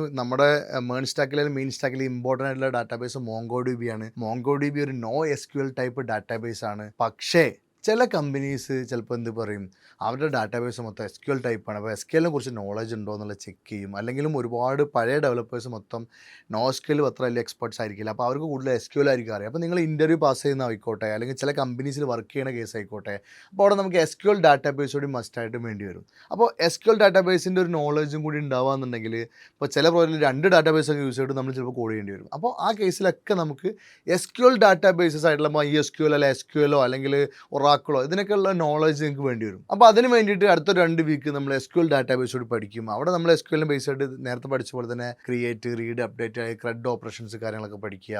അതുപോലെ തന്നെ normalisation, aggregation, relationship, stored procedure, triggers, ഇങ്ങനെയുള്ള അതായത് അഡ്വാൻസ്ഡ് ലെവലിൽ വരുന്ന ടോപ്പിക് കൂടി നമ്മൾ എന്ത് ചെയ്യും, ആ 2 വീക്കിൽ പഠിച്ച് സെറ്റായിട്ട് പോകും. അതിന് പുറമെ വെച്ചിട്ടുള്ള ചെറിയൊരു മിനി പ്രോജക്റ്റ് നമ്മൾ ചെയ്ത് നോക്കൂട്ടോ. ആ സമയത്ത് ഇത്രയും സെറ്റായി കഴിയുമ്പോൾ, അതായത് നമ്മൾ മേൺ സ്റ്റാക്ക് അല്ലെ മീൻ സ്റ്റാക്ക് എന്ന് പറയുന്ന കേസിൽ MongoDB, എക്സ്പ്രസ്, റിയാക്ട്, നോഡ്, അതിൽ ആ 6ഉം നമ്മൾ മീനിലെ 7ആണ് നമുക്ക് മിസ്സിങ് ആയിട്ടുള്ളത്. അതായത് അവിടെയാണ് നമ്മൾ ഫ്രണ്ട് എൻഡിലെ ഫ്രെയിം വർക്കുകൾ പഠിക്കാൻ പോകുന്നത്. അതായത് റിയാക്റ്റോ അല്ലെങ്കിൽ ആംഗുലറോ അല്ലെങ്കിൽ വ്യൂയോ അങ്ങനെ ഏതെങ്കിലും ഒരു ഫ്രെയിം വർക്കായിരിക്കും നമ്മൾ പഠിക്കാൻ പോകുന്നത്. അപ്പോൾ അതിൽ തന്നെ നിങ്ങൾക്ക് ഇഷ്ടമുള്ളത്, ചിലപ്പോൾ ചില കുട്ടികൾക്ക് റിയാക്റ്റ് ആയിരിക്കും ഇഷ്ടം, ചിലർക്ക് ആംഗുലർ ആയിരിക്കും ഇഷ്ടം, ചിലർക്ക് വ്യൂ ആയിരിക്കും ഇഷ്ടം. അപ്പോൾ ആ രീതിയിൽ നമ്മൾ ഏതെങ്കിലും ഒന്ന് സെറ്റ് ചെയ്തിട്ട് അതായിരിക്കും പഠിക്കാൻ പോകുന്നത്. അപ്പോൾ അത് എന്ത് ചെയ്യുക, അടുത്തൊരു 3 വീക്ക് ഡീറ്റെയിൽ ആയിട്ട് പഠിക്കുകയും അതിൽ തന്നെ സ്റ്റേറ്റ് മാനേജ് ചെയ്യാൻ പഠിക്കുക, JWT ടോക്കൺസ് കുറേ കൺസെപ്റ്റുകൾ പഠിക്കാണ്ട്, ലോഗിൻ കാര്യങ്ങളൊക്കെ ബേസ് ചെയ്തിട്ട്. പിന്നെ ബാക്ക് എൻഡിൽ നമ്മൾ Node.js കോഡ് ചെയ്യുന്നതിന് പകരം Firebase യൂസ് ചെയ്തിട്ടായിരിക്കും ബാക്ക് എൻഡിൽ കാര്യങ്ങൾ സെറ്റപ്പ് ചെയ്യുക. അതുപോലെ REST വെബ് സർവീസ്, ഇതെല്ലാം യൂസ് ചെയ്തിട്ട് 3ഓളം മിനി പ്രോജക്റ്റ് നമ്മൾ കംപ്ലീറ്റ് ചെയ്യും. അതായത് ഓരോ പ്രോജക്റ്റിലും ഡിഫറെൻറ്റ് അപ്രോച്ച് ആയിരിക്കും. ഇപ്പോൾ ഒരു പ്രോജക്റ്റിൽ നമ്മൾ എന്ത് ചെയ്യും, ബാക്ക് എൻഡ് ഒന്നും ഇല്ലാതെ റിയാക്ട്, ആംഗുലർ വെച്ചിട്ട് എങ്ങനെ ഒരു ചെറിയ പ്രോജക്റ്റ് ചെയ്യാമെന്നായിരിക്കും പഠിക്കുക. രണ്ടാമത്തേന് നമ്മൾ ബാക്ക് എൻഡ് തന്നെ Firebase യൂസ് ചെയ്തിട്ട് എങ്ങനെ ചെയ്യാന്നുള്ളതായിരിക്കും പഠിക്കുക. മൂന്നാമത്തെ നമ്മൾ Node.js സെർവറിനെ യൂസ് ചെയ്തിട്ട് വെബ് സർവീസൊക്കെ എഴുതി, റെസ്റ്റൊക്കെ എഴുതി എങ്ങനെ ചെയ്യാന്നുള്ളതായിരിക്കും പഠിക്കുക. അപ്പോൾ ആ രീതിയിൽ ഒരു 3 മിനി പ്രോജക്റ്റ് കൂടി കംപ്ലീറ്റ് ചെയ്തിട്ടായിരിക്കും എന്ത് ചെയ്യുക, ഈ ഒരു ഫ്രണ്ട് എൻഡിൻ്റെ വീക്സ് കഴിയുക. ഇത്രയും കഴിയുന്നതോട് കൂടിയിട്ട് നമ്മൾ പറഞ്ഞിട്ടുള്ള മേൺ സ്റ്റാക്ക് അല്ലെ മെയിൻ സ്റ്റാക്ക് എന്നുള്ള ടൈമിലെ എല്ലാം കഴിഞ്ഞല്ലോ. അതായത് മോങ്കോ ഡി ബി കഴിഞ്ഞ്, എക്സ്പ്രസ് കഴിഞ്ഞ്, റിയാക്ട് അല്ലെങ്കിൽ ആംഗുലർ, അത് കഴിഞ്ഞ് നോഡ് ജേഴ്സും ഈ കാര്യങ്ങളൊക്കെ പഠിച്ചു കഴിഞ്ഞു, ചെറിയ പ്രൊജക്റ്റും കഴിഞ്ഞു. എന്നാൽ ഇതോടുകൂടി നിങ്ങൾക്ക് ഒരു ഇൻ്റർവ്യൂവിന് പോകാൻ പറ്റുമോ വെച്ചാൽ ഇൻ്റർവ്യൂവിന് പോകാം. പക്ഷേ നിങ്ങൾക്ക് ഒരു 15,000 20,000 രൂപ അല്ലെങ്കിൽ 25,000 രൂപ മാക്സിമം സാലറി ആയിരിക്കും നിങ്ങൾക്ക് ഇപ്പോൾ അച്ചീവ് ചെയ്യാൻ പറ്റുക. അപ്പോൾ അതുകൊണ്ട് തന്നെയാണ് നമ്മൾ എന്ത് ചെയ്തിട്ടുള്ളത്, ഘട്ടം ഘട്ടമായിട്ട് അഡ്വാൻസ് ടോപ്പിക്കുകൾ ആഡ് ചെയ്തിട്ട് മൾട്ടിപ്പിൾ പ്രോജക്റ്റ് കൂടി ആഡ് ചെയ്തിട്ടുള്ളത്. അപ്പോൾ അതുകൊണ്ട് തന്നെ നിങ്ങൾ മനസ്സിലാക്കേണ്ട കേസ് എന്ന് വെച്ചാൽ ഇവിടുന്ന് ഇൻ്റർവ്യൂവിന് പോകാൻ നിൽക്കരുത്. ഇത്രയും പഠിക്കുമ്പോൾ തന്നെ നിങ്ങൾക്ക് സെറ്റാവും, നിങ്ങൾക്ക് തോന്നും എനിക്ക് ഫുൾ സ്റ്റാക്ക് ചെയ്യാൻ പറ്റും എന്നൊക്കെ. പക്ഷേ അതല്ല, ഇനി അപ്പുറം കുറച്ച് കാര്യങ്ങൾ അഡ്വാൻസ് ആയിട്ട് പഠിക്കാനുണ്ട്. അത് പഠിച്ചു കഴിയുമ്പോഴാണ് നിങ്ങളെ സാലറി റേഞ്ച് മാറ്റം വരിക. അപ്പോൾ അതിലോട്ടാണ് നമ്മൾ അടുത്തത് വരുന്നത് ജാവാസ്ക്രിപ്റ്റിന് കുറേ അഡ്വാൻസ് ടോപ്പിക്കുകൾ പഠിക്കാൻ പോവാണ്. Memoization, web workers, service worker, web socket, web RTC, FRP ഇങ്ങനെ തുടങ്ങിയിട്ട് കുറേ അഡ്വാൻസ് ടോപ്പിക്കുകൾ നമ്മൾ എന്ത് ചെയ്യും ആ ഒരു വീക്കിൽ കവർ ചെയ്തതിന് ശേഷം നമുക്ക് അടുത്തൊരു പ്രൊജക്റ്റ് ചെയ്യേണ്ടതുണ്ട്. അടുത്തൊരു പ്രൊജക്റ്റ് ചെയ്യുന്നതിന് മുന്നേ നേരത്തെ പോലെ തന്നെയാണ്, ആ പ്രൊജക്റ്റിന് മുന്നേ നിങ്ങൾക്ക് ആ പ്രൊജക്റ്റ് ചെയ്യാനുള്ളൊരു ക്വാളിറ്റി ഉണ്ടോ എന്നുള്ളത് ചെക്ക് ചെയ്യുന്നൊരു വീക്ക് ഉണ്ട്. അതാണ് ഫുൾ ഡൊമൈൻ സെക്കൻഡ്, അതായത് രണ്ടാമത്തെ ഫുൾ ഡൊമൈൻ വീക്ക് വരെയാണ്. അതുവരെ പഠിച്ച കാര്യങ്ങളെല്ലാം നമ്മൾ എന്ത് ചെയ്യും, അതായത് ഫ്രണ്ട് ആൻഡ് ഫ്രെയിം വർക്ക് അടക്കം നമ്മൾ ഫുള്ള് ചെക്ക് ചെയ്തിട്ട് നിങ്ങൾ കേപ്പബിൾ ആണോ രണ്ടാമത്തെ പ്രോജക്റ്റ് എന്നുള്ളത് നമ്മൾ വെരിഫൈ ചെയ്യും. എന്നിട്ടായിരിക്കും നമ്മൾ രണ്ടാമത്തെ പ്രോജക്റ്റിലോട്ട് കിടക്കുക. ഈ ഓരോ വെരിഫിക്കേഷൻ ഇൻ്റർവ്യൂസ് വരുമ്പോൾ നിങ്ങൾ മനസ്സിലാക്കേണ്ടത് വെച്ചാൽ ഇത് നിങ്ങൾ പേടിക്കേണ്ട ഒരു സാധനമല്ല, ഇത് നിങ്ങളെ അട്രാക്ട് ചെയ്യുന്ന സാധനമാണ്. എന്തുകൊണ്ടാണെന്ന് വെച്ചാൽ ഇങ്ങനെയുള്ള ഇൻ്റർവ്യൂസ് ആണ് കമ്പനീസ് നടത്താൻ പോകുന്നത്. കമ്പനീസ് നടത്തുന്ന ഇൻ്റർവ്യൂസ് നമ്മൾ മൾട്ടിപ്പിൾ തവണ ഓരോ വീക്കിലും പാസ്സായി പോകുന്നുണ്ട്. അതിന് പുറമെ ഇതുപോലെ ഫുൾ ഡൊമൈൻ വീക്സിലും നമ്മൾ പാസ്സായി പോകുമ്പോൾ നാളെ ഒരു കമ്പനിയിൽ ഇൻ്റർവ്യൂ വരുമ്പോൾ വളരെ സിമ്പിളായിരിക്കും. ഇവിടെ പഠിക്കുന്ന ഒട്ടുമിക്ക കുട്ടികളും പറയുന്നതാണ്, ഇൻ്റർവ്യൂ വലിയ വിഷയം എന്നുള്ള കേസല്ല, എന്താ വെച്ചാൽ നമ്മൾ വീക്കിൽ ഇതൊക്കെ അറ്റൻഡ് ചെയ്യണമല്ലേ, പിന്നെ അത് വലിയ പ്രശ്നമുള്ള കേസല്ല എന്നുള്ളൊരു മൂഡ് വരും. കുട്ടികളെ സംബന്ധിച്ചോളം ഇതിൻ്റെ ഒരു 10-1 ഉള്ളൂ ഇൻ്റർവ്യൂവിന് എന്നുള്ളൊരു ഫീലാണ് വരിക. ഒട്ടുമിക്ക കമ്പനീസിന് ഇൻ്റർവ്യൂ കഴിഞ്ഞിട്ട് കുട്ടികൾ പറയുന്ന കാര്യമാണ്. അതുപോലെ തന്നെ വർക്ക് ചെയ്യാൻ പോയി കഴിഞ്ഞാൽ എന്തുകൊണ്ടാണെന്ന് വെച്ചാൽ നമ്മൾ ചെയ്തിരിക്കുന്ന റിസർച്ച് ഓറിയൻ്റായിട്ട് പഠിക്കുകയും അത് ഇംപ്ലിമെൻറ്റ് ചെയ്ത് നോക്കുകയും ട്രൈ ഔട്ട് ചെയ്യുകയും അത് എക്സ്പ്ലെയിൻ ചെയ്യാൻ പഠിക്കുകയും അങ്ങനെ ഡീറ്റെയിൽ ആയിട്ട് പഠിച്ചു പോകുന്ന ഒരു സ്കില്ലായതുകൊണ്ട് തന്നെ കമ്പനിയിൽ വർക്ക് ചെയ്യുമ്പോൾ ആയിക്കോട്ടെ ഇൻ്റർവ്യൂവിനായിക്കോട്ടെ നല്ല രീതിയിൽ പെർഫോം ചെയ്യാൻ പറ്റുന്ന മോഡലാണ് നമ്മൾ പുറത്തോട്ട് പോകുക. അങ്ങനെ ഫുൾ ഡൊമൈൻ വീക്ക് പാസ്സായി കഴിഞ്ഞാൽ നമ്മൾ അടുത്ത ഘട്ടത്തിലോട്ട്, അതായത് രണ്ടാമത്തെ ഒരു മൈൽ സ്റ്റോണിലോട്ട് കിടക്കാൻ പോവുകയാണ് സെക്കൻഡ് പ്രോജക്റ്റ്. ഈ സെക്കൻഡ് പ്രോജക്റ്റ് കുറച്ചുകൂടി നല്ല സ്റ്റാൻഡേർഡിലായിരിക്കും നമ്മൾ ചെയ്യുക. നേരത്തെ നമ്മൾ MVC ആർക്കിടെക്ചറാണ് ഇവിടെ യൂസ് ചെയ്തെങ്കിൽ ഇവിടെ ചിലപ്പോൾ ക്ലീൻ ആർക്കിടെക്ചറിലായിരിക്കും നമ്മൾ പ്രൊജക്റ്റ് ചെയ്യുക. അതുപോലെ തന്നെ ഡാറ്റാബേസ് SQL NoSQL യൂസ് ചെയ്യും. അതായത് ഒരു പ്രോജക്റ്റിൽ ബാക്ക് എൻഡ് SQL ആയിട്ടും NoSQL ആയിട്ടും എങ്ങനെ ചെയ്യാൻ പറ്റും എന്നുള്ള കാര്യങ്ങളൊക്കെ മനസ്സിലാക്കേണ്ടതുണ്ട്. അതുപോലെ തന്നെ നമ്മൾ നേരത്തെ ചെയ്ത Figma, API documentation, database designing ഉള്ള കാര്യങ്ങളൊക്കെ ഇവിടെ പ്രോജക്റ്റ് പ്ലാൻ ചെയ്യുന്ന മുതൽ ചെയ്തു തുടങ്ങും. ഈ പ്രോജക്റ്റിന് വേറെ പ്രത്യേകത ഉണ്ട്. നമ്മൾ ആദ്യത്തെ പ്രോജക്റ്റ് ചെയ്തപ്പോൾ നമ്മളൊരു ട്യൂട്ടോറിയൽ പോയിട്ടൊക്കെ ഫോളോ അപ്പ് ചെയ്തിട്ടാണ് നമ്മൾ ചെയ്തതെങ്കിൽ ഇവിടെ ഒരു ഇൻഡിവിജ്വൽ നമ്മൾ ഓൺ സെലക്ട് ചെയ്യുന്ന പ്രോജക്റ്റാണ്. അപ്പോൾ നമ്മളൊരു പുതിയ പ്രോജക്റ്റ് പ്ലാൻ ചെയ്യുകയും അതിന് ബേസ് ചെയ്തിട്ട് ഡാറ്റാബേസ് ഡിസൈൻ ചെയ്യണം, അതിനെ ബേസ് ചെയ്തിട്ട് API ഡോക്യുമെൻറ്റേഷൻ ഉണ്ടാക്കണം, അതിനെ ബേസ് ചെയ്തിട്ട് ഫിഗ്മ ഡിസൈനൊക്കെ ഉണ്ടാക്കണം. അതായത് നമ്മൾ ഇതുവരെ ഉള്ള ഒരു സാധനം കോപ്പി അടിക്കുന്നതിന് പകരം നമ്മളിങ്ങനെ ഓരോ പേജ് പ്ലാൻ ചെയ്യുമ്പോൾ ലോഗിൻ പേജ് ഉണ്ട്, ഓക്കെ ലോഗിൻ പേജ് കയറി കഴിഞ്ഞാൽ എന്തെങ്കിലും വേണം, അത് വേണം, അത് നമ്മളൊരു ക്രിയേറ്റിവിറ്റിയോടെ വരാനുണ്ട്. അപ്പോൾ ആ രീതിയിൽ അത് കുറച്ച് ബുദ്ധിമുട്ടുണ്ട് കേട്ടോ. നിങ്ങൾ ഒരിക്കലും വളരെ ഈസിയാണെന്ന്. ഞാനൊക്കെ പണ്ട് വരയ്ക്കുന്ന സമയത്ത് ഒരുപാട് പേജ് വരച്ച് കീറിക്കളഞ്ഞ് അങ്ങനെയായിരിക്കും നമ്മൾ ഉണ്ടാക്കുക. ഈ ബുദ്ധിമുട്ട് എല്ലാവർക്കും ഉള്ളതാണ്, നിങ്ങൾക്ക് മാത്രമല്ല നമുക്ക് എല്ലാവർക്കും ഉള്ളതാണ്. അപ്പോൾ ആ രീതിയിലായിരിക്കും അവിടുത്തെ ഒരു സ്ട്രക്ചർ പോകുന്നത്. അപ്പോൾ അങ്ങനെ ഒരു പ്രൊജക്റ്റ് പ്ലാൻ ചെയ്യാൻ പഠിക്കും. അപ്പോൾ അവിടെ തന്നെ നമ്മൾ ഡാറ്റാബേസ് ഡിസൈൻ ചെയ്യുമ്പോൾ നമ്മൾ നേരത്തെ NoSQL ഡാറ്റാബേസ് മാത്രമേ ഡിസൈൻ ചെയ്യാൻ പഠിച്ചിട്ടുണ്ടാവുള്ളൂ. പക്ഷേ ഇവിടെ ഡിസൈൻ ചെയ്യുമ്പോൾ SQL ഡാറ്റാബേസ് ഡിസൈൻ ചെയ്യും. എന്തിനാ വെച്ചാൽ ഒരു പ്രൊജക്റ്റിൽ SQL ഡാറ്റാബേസ് നമ്മൾ പഠിച്ചു കഴിഞ്ഞു, പക്ഷേ ഒരു പ്രൊജക്റ്റിൽ എങ്ങനെ SQL ഡാറ്റാബേസ് ഡിസൈൻ ചെയ്യുക ഫുള്ളായിട്ട് എന്നുള്ള കാര്യം നമുക്കിവിടെ പഠിക്കണം. എന്നാൽ നമ്മൾ പ്രൊജക്റ്റ് ചെയ്യുന്നത് NoSQL ഡാറ്റാബേസുള്ള MongoDB യൂസ് ചെയ്തിട്ട് തന്നെ ആയിരിക്കും കോഡ് ചെയ്യാൻ പോകുന്നത്. പക്ഷേ ഡിസൈൻ ചെയ്യുമ്പോൾ ഇത് രണ്ടും പഠിച്ച് മുന്നോട്ട് പോകണം നമുക്ക്. അപ്പോൾ നിങ്ങൾ മനസ്സിലാക്കേണ്ട കേസ് ചിലപ്പോൾ ഫിഗ്മ യൂസ് ചെയ്യുക അല്ലെങ്കിൽ API ഡോക്യുമെൻറ്റേഷൻസ് ഉണ്ടാക്കുക എന്നൊക്കെ പറയുമ്പോഴേ ഇതൊക്കെ ഇൻഡസ്ട്രിയിൽ സ്റ്റാൻഡേർഡ് ആയിട്ടുള്ള ഓൾറെഡി യൂസ് ചെയ്യുന്ന ഒരുപാട്, അതായത് കമ്പനീസിൽ യൂസ് ചെയ്യുന്ന പ്രൊഡക്റ്റുകളാണ് നമ്മളിവിടെ പ്രോപ്പറായിട്ട് യൂസ് ചെയ്തുകൊണ്ടിരിക്കുന്നത്. പിന്നെ നമുക്കൊരു പ്രൊജക്റ്റ് സ്കെയിലബിലിറ്റി, അതായത് ഒരുപാട് വലിയ ഡാറ്റ ഒക്കെ വരുമ്പോൾ ഇങ്ങനെ പ്രൊജക്റ്റ് എങ്ങനെ ഹാൻഡിൽ ചെയ്യണം, പല പേജിങ് ഒക്കെ ആയിട്ട് ഇങ്ങനെ സ്പ്ലിറ്റ് ആയിട്ട് എങ്ങനെ വർക്ക് ചെയ്യിപ്പിക്കണം. അതുപോലെ വലിയ പ്രൊജക്റ്റ് ഒക്കെ ആകുമ്പോൾ സെക്യൂരിറ്റി കുറേ, അതായത് പല അറ്റാക്കുകൾ വരും, സൈബർ സെക്യൂരിറ്റി അറ്റാക്കുകൾ ഉണ്ടല്ലോ ഹാക്കേഴ്സൊക്കെ ചെയ്യുന്നത്. അപ്പോൾ അതൊക്കെ എങ്ങനെ നമ്മളൊരു ഫുൾ സ്റ്റാക്ക് ആപ്ലിക്കേഷൻ ഡെവലപ്പർ ഇതൊക്കെ പഠിക്കേണ്ടതുണ്ട്. അപ്പോൾ നമ്മൾ ഉണ്ടാക്കി ഹോസ്റ്റ് ചെയ്ത ആപ്ലിക്കേഷൻ നാളെ മുതൽ ഡൗൺ ആയി കിടന്നുള്ള അവസ്ഥ ആലോചിച്ച് നോക്കി, അല്ലെങ്കിൽ ഒരുപാട് ഡാറ്റ ഒക്കെ വന്നിട്ട് നമ്മൾ അറ്റാക്ക് വന്നുള്ള അവസ്ഥ ആലോചിച്ച് നോക്കി. അപ്പോൾ നമ്മൾ ഈ കാര്യങ്ങളൊക്കെ മാനേജ് ചെയ്യാനും കൂടി ഒരു ഫുൾ സ്റ്റാക്ക് ആപ്ലിക്കേഷൻ ഡെവലപ്പർ പഠിക്കണം, പഠിച്ചേ പറ്റുള്ളൂ. ഇതിന് പുറമെ ഇത് നമ്മൾ ഹോസ്റ്റ് ചെയ്യുമ്പോൾ പല സ്റ്റോറേജുകളുണ്ട്. അതായത് ഇപ്പോൾ നമ്മളൊരു ചുമ്മാ ഒരു ഫുൾ സ്റ്റാക്ക് ആപ്ലിക്കേഷൻ ഒരു ക്ലൗഡ് സെർവറിൽ ഇടുന്നതിന് പുറമെ പലതരം സ്റ്റോറേജ് ടൈപ്പ് ആവശ്യമുണ്ടോ. അതായത് ക്ലൗഡ് സെർവർ തന്നെ ഇപ്പോൾ നമ്മളൊരു ഫുൾ പ്രൊജക്റ്റ് നമ്മൾ ഹോസ്റ്റ് ചെയ്ത് വെച്ചിരിക്കുകയാണ്. അതേസമയം നമുക്ക് പെട്ടെന്ന് എപ്പോഴും ആക്സബിൾ ചെയ്യേണ്ട കുറേ ഫയൽസ് കാര്യങ്ങളുണ്ടായിരിക്കും. അതന്നെ വലിയ സൈസുള്ള ഫയൽസൊക്കെ ആണെങ്കിൽ പെട്ടെന്ന് ആക്സസ് ചെയ്യാൻ കുറേ ബുദ്ധിമുട്ടുകളുണ്ടാവും. അപ്പോൾ ഇതൊക്കെ നമ്മൾ എന്ത് ചെയ്യും, പല ടൈപ്പ് സ്റ്റോറേജിലായിരിക്കും നമ്മൾ കീപ്പ് ചെയ്യുക. അതിൽ തന്നെ file storage, object storage, block storage, ഇങ്ങനെ പല ടൈപ്പ് സ്റ്റോറേജ് ടൈപ്പ് ഒക്കെ ഉണ്ട്. അപ്പോൾ ഇതൊക്കെ ഡീറ്റെയിൽ ആയിട്ട് പഠിച്ചിട്ടായിരിക്കും നമ്മൾ പോവുക. അതുപോലെ ഈ പ്രോജക്റ്റ് ഹോസ്റ്റ് ചെയ്യുമ്പോൾ തന്നെ നമ്മൾ പ്രോക്സി, ഫയർവാൾ, ലോഡ് ബാലൻസിങ് എന്നൊക്കെയുള്ള കാര്യങ്ങളുണ്ടല്ലോ ഡെവോപ്സിന് ബേസിക് ആയിട്ട് വരുന്നത്. അപ്പോൾ ഇതൊക്കെ കവർ ചെയ്യും. പിന്നെ ലോഗിങ്, അതായത് നമ്മളൊരു പ്രൊജക്റ്റ് നമ്മൾ ഹോസ്റ്റ് ചെയ്ത് കഴിയുമ്പോൾ തന്നെ ക്ലയൻസ് ഇത് യൂസ് ചെയ്യുമ്പോൾ എവിടെയൊക്കെ എന്തൊക്കെ മിസ്റ്റേക്ക് പറ്റിയിട്ടാണ് എറർ അടിക്കുന്നത് എന്നൊക്കെ മനസ്സിലാവണമെന്നുണ്ടെങ്കിൽ നമുക്ക് ലോഗ് ചെയ്തുകൊണ്ടേയിരിക്കും. അതായത് ഓരോ യൂസർ ആക്ടിവിറ്റി, ഇപ്പോൾ യൂസർ ലോഗിൻ ബട്ടൺ പ്രസ് ചെയ്ത് അത് കഴിഞ്ഞ് ഇന്നത് പോയി ഏതോ ഒരു കേസിലായിരിക്കും ചിലപ്പോൾ എറർ വരുന്നത്. അപ്പോൾ അതൊക്കെ കണ്ടുപിടിക്കണമെങ്കിൽ ലോഗിൻ കാര്യങ്ങൾ വേണ്ടി വരും. അപ്പോൾ ഇങ്ങനെയൊക്കെയുള്ള കാര്യങ്ങൾ, അതായത് സ്റ്റാൻഡേർഡ് ആയിട്ടൊരു പ്രോജക്റ്റ് ചെയ്യുമ്പോൾ നമ്മൾ യൂസ് ചെയ്യുന്ന ഒരുപാട് കാര്യങ്ങളുണ്ട്. ഇതെല്ലാം യൂസ് ചെയ്തിട്ടായിരിക്കും നമ്മൾ സെക്കൻഡ് പ്രോജക്റ്റ് കംപ്ലീറ്റ് ചെയ്യുക. ഇതും കഴിയുമ്പോൾ നമുക്ക് തോന്നും ശരിക്കും ഫുൾ സ്റ്റാക്ക് ഡെവലപ്പറായി, ഇനി നേരെ ഇൻ്റർവ്യൂവിന് പോകാമെന്നൊക്കെ തോന്നും. പക്ഷേ അവിടെ നിങ്ങൾ മനസ്സിലാക്കേണ്ട ഒരു കേസ് എന്താ വെച്ചാൽ ഇതിപ്പോൾ ഏകദേശം ഒരു 30,000, 40,000 അല്ലെങ്കിൽ 50,000 രൂപയുടെ സാലറി മേടിക്കാനുള്ള കപ്പാസിറ്റി ആയിട്ടുണ്ട്. എന്നാൽ ഇത് പോരാ. നമുക്ക് നമ്മൾ പറഞ്ഞ പോലെ തന്നെയാണ് നമ്മൾ ഏകദേശം ഒരു 1 lakh റേഞ്ചിലോട്ടുള്ള കപ്പാസിറ്റിയുള്ള ഡെവലപ്പേഴ്സ് അച്ചീവ് ചെയ്യണ ലെവലിലുള്ള കാര്യങ്ങൾ അച്ചീവ് ചെയ്യണം. അപ്പോൾ അതിന് വേണ്ടിയിട്ടാണ് നമുക്ക് അടുത്തൊരു വലിയൊരു മൈൽ സ്റ്റോൺ വരുന്നുണ്ട്, ഒരു ടീം പ്രോജക്റ്റ് ചെയ്യേണ്ടതുണ്ട്. അപ്പോൾ ആ ടീം പ്രോജക്റ്റ് ചെയ്യുന്നതിന് തൊട്ട് മുന്നേ ആയിട്ട് നമുക്ക് കുറച്ച് അഡ്വാൻസ് ടോപ്പിക്കുകളോട് പഠിച്ചിട്ട് വേണം ടീം പ്രോജക്റ്റിലോട്ട് പോകേണ്ടത്. അതിൽ ഇമ്പോർട്ടൻ്റ് ആദ്യം വരുന്ന കേസ് എന്താണെന്ന് വെച്ചാൽ, ഒന്ന് നമ്മളെല്ലാവരും പേടിക്കുന്നൊരു സംഭവമുണ്ട്. AI വന്നു കഴിഞ്ഞാൽ ഡെവലപ്പേഴ്സിൻ്റെ പണി പോവോ, അല്ലെങ്കിൽ ഡെവലപ്പേഴ്സ് എന്താ ചെയ്യുക ഇത് എല്ലാവരും ടെൻഷൻ അടിക്കുന്ന വരെയുണ്ട്. പക്ഷേ നമ്മളെപ്പോഴും പറയുന്നുണ്ട് AI വന്നു കഴിഞ്ഞാൽ AI എന്ത് പുതിയ ടൂളാണ് വന്നിട്ടുള്ളത്, അല്ലെങ്കിൽ എങ്ങനെ ഓട്ടോമേറ്റ് ചെയ്ത് നമുക്ക് കോഡ് ചെയ്യാൻ പറ്റും, അല്ലെങ്കിൽ നമ്മുടെ വർക്ക് എങ്ങനെ ഈസി ആക്കാൻ പറ്റും, എന്തൊക്കെ ടൂളുകൾ വന്നിട്ടുണ്ടോ അതൊക്കെ യൂസ് ചെയ്ത് കോഡ് ചെയ്ത് പഠിക്കണം നമ്മൾ പറഞ്ഞിട്ടുണ്ട്. പക്ഷേ ആ ടൂളുകളൊന്നും നമുക്ക് ആദ്യം തന്നെ യൂസ് ചെയ്യാൻ നിന്ന് കഴിഞ്ഞാൽ നമ്മളെന്ത് സംഭവിക്കും, നമുക്ക് ബേസിക്സ് ഒന്നും മനസ്സിലാവാതെ വരും.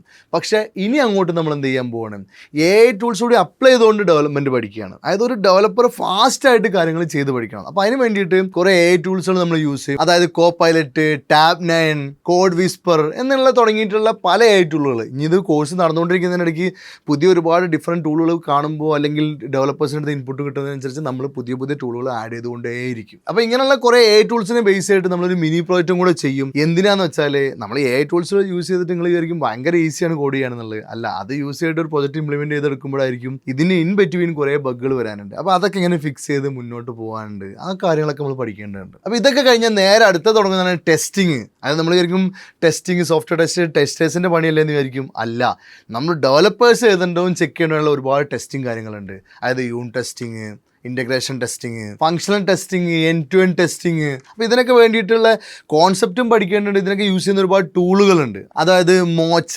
ചായ്, സൈപ്രസ്, അപ്പോൾ ഇങ്ങനെയൊക്കെയുള്ള ടൂളുകളോട് യൂസ് ചെയ്തിട്ട് ഒരു ഡെവലപ്പർ ടെസ്റ്റ് ചെയ്യേണ്ട ലെവൽ, അതായത് നമ്മളൊരു കോഡ് ചെയ്താൽ മാത്രം പോരാ, ആ കോഡ് പ്രോപ്പറായിട്ട് വർക്ക് ചെയ്യുന്നുണ്ടെന്നുള്ള കാര്യത്തിൽ നമ്മളൊന്ന് എന്ത് ചെയ്യണം, സ്ഥിരീകരിക്കേണ്ടതുണ്ട്. അപ്പോൾ അതിന് വേണ്ടിയാണ് ഡെവലപ്പേഴ്സ് നിങ്ങളെ ടെസ്റ്റിംഗ് കാര്യങ്ങളൊക്കെ ചെയ്യുന്നത്. അപ്പോൾ ആ ഒരു ടൂളും കൂടെ നമ്മൾ കവർ ചെയ്ത് പഠിക്കും. ഇതൊക്കെ നിങ്ങൾ മനസ്സിലാക്കേണ്ടത് ഇതൊരു ഫ്രഷർ ഡെവലപ്പറുടെ സ്കില്ലിൽ വരുന്ന ഒരു ലെവലല്ല കേട്ടോ. ആ ലെവലിലോട്ട് നമ്മൾ പോകുക എന്ന് പറയുന്നത്, അതിനാണ് നമ്മൾ ഈ സാലറി മേടിക്കാൻ പോകുന്നത്.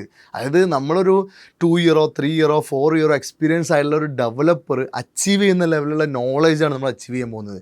ഇതായിട്ടൊരു കമ്പനിയെ അപ്രോച്ച് ചെയ്യുമ്പോഴേ നമ്മുടെ റേഞ്ച് മാറുകയാണ്. ഇതുകൊണ്ടാണ് ശരിക്കും ബ്രോ ക്യാമ്പിൽ 12 LPA, 15 LPA, 18 LPA ഒക്കെ പിള്ളേർ അച്ചീവ് ചെയ്യാൻ കാര്യം തന്നെ. ഇത് കഴിഞ്ഞാൽ അടുത്ത പഠിക്കേണ്ടതാണ് മൈക്രോ സർവീസസ്. അതായത് ഒരു പ്രൊജക്റ്റിനെ നമുക്ക് മൾട്ടിപ്പിൾ പാർട്ടായിട്ട് പല സെർവേഴ്സിൽ ഹോസ്റ്റ് ചെയ്ത് മെയിൻറ്റെയിൻ ചെയ്യുന്ന പരിപാടികളൊക്കെ ഉണ്ട്. അതായത് മൈക്രോ സർവീസ് തന്നെ കുബർനെറ്റീസ് വെച്ചിട്ട് എങ്ങനെ ഹോസ്റ്റ് ചെയ്യുക, അപ്പോൾ അതിലെങ്ങനെ ഡോക്കറൈസേഷൻ ചെയ്ത് സെറ്റപ്പ് ചെയ്തെടുക്കുക, അങ്ങനെയുള്ള കാര്യങ്ങളൊക്കെ നമുക്ക് അവിടെ കവർ ചെയ്തിട്ടുണ്ട്. അതുപോലെ തന്നെ ഡെവോപ്സിൽ വരുന്ന CI/CD, അതുപോലെ തന്നെ CI/CD പൈപ്പ് ലൈൻ സെറ്റ് ചെയ്യുക, അങ്ങനെ ടോട്ടലി ഡെവോപ്സിന് ബേസ് ചെയ്തിട്ടുള്ള ഒരുപാട് കോൺസെപ്റ്റുകൾ നമ്മളവിടെ പഠിച്ച് സെറ്റപ്പ് ചെയ്യും. അടുത്തത് GraphQL, അതും ഫ്രണ്ട് എൻഡിലും ബാക്ക് എൻഡിലൊക്കെ GraphQL ചെയ്യുന്ന രീതിയിൽ സാമ്പിൾ മിനി പ്രോജക്റ്റ് ഒക്കെ ചെയ്തിട്ടായിരിക്കും നമ്മൾ പോവുക. പിന്നെ റിയാക്ട് ഒക്കെ ചെയ്യുന്ന ആൾക്കാർക്ക് Next.js, അതായത് സെർവർ സൈഡിൽ എങ്ങനെ റെൻഡറിങ് ചെയ്തുകൊണ്ട് പ്രോജക്റ്റുകൾ ചെയ്യാൻ പറ്റും എന്നൊക്കെയുള്ള കാര്യങ്ങളായിട്ട് Next.js നമ്മൾ പഠിക്കും. ഇതൊക്കെ കഴിഞ്ഞിട്ടാണ് നമ്മൾ മൂന്നാമത്തെ പ്രൊജക്റ്റിലോട്ട് കടക്കാൻ പോകുന്നത്. ഈ മൂന്നാമത്തെ പ്രൊജക്റ്റ് വളരെ ഇമ്പോർട്ടൻ്റ് ആയിട്ട് സംഭവമാണ്. അതായത് ഇവിടെ നമ്മൾ ശരിക്കും ഒരു കമ്പനിയിൽ എങ്ങനെയാണോ ഒരു പ്രൊജക്റ്റ് ചെയ്യുന്നത് ആ രീതിയിലാണ് പഠിക്കാൻ പോകുന്നത്.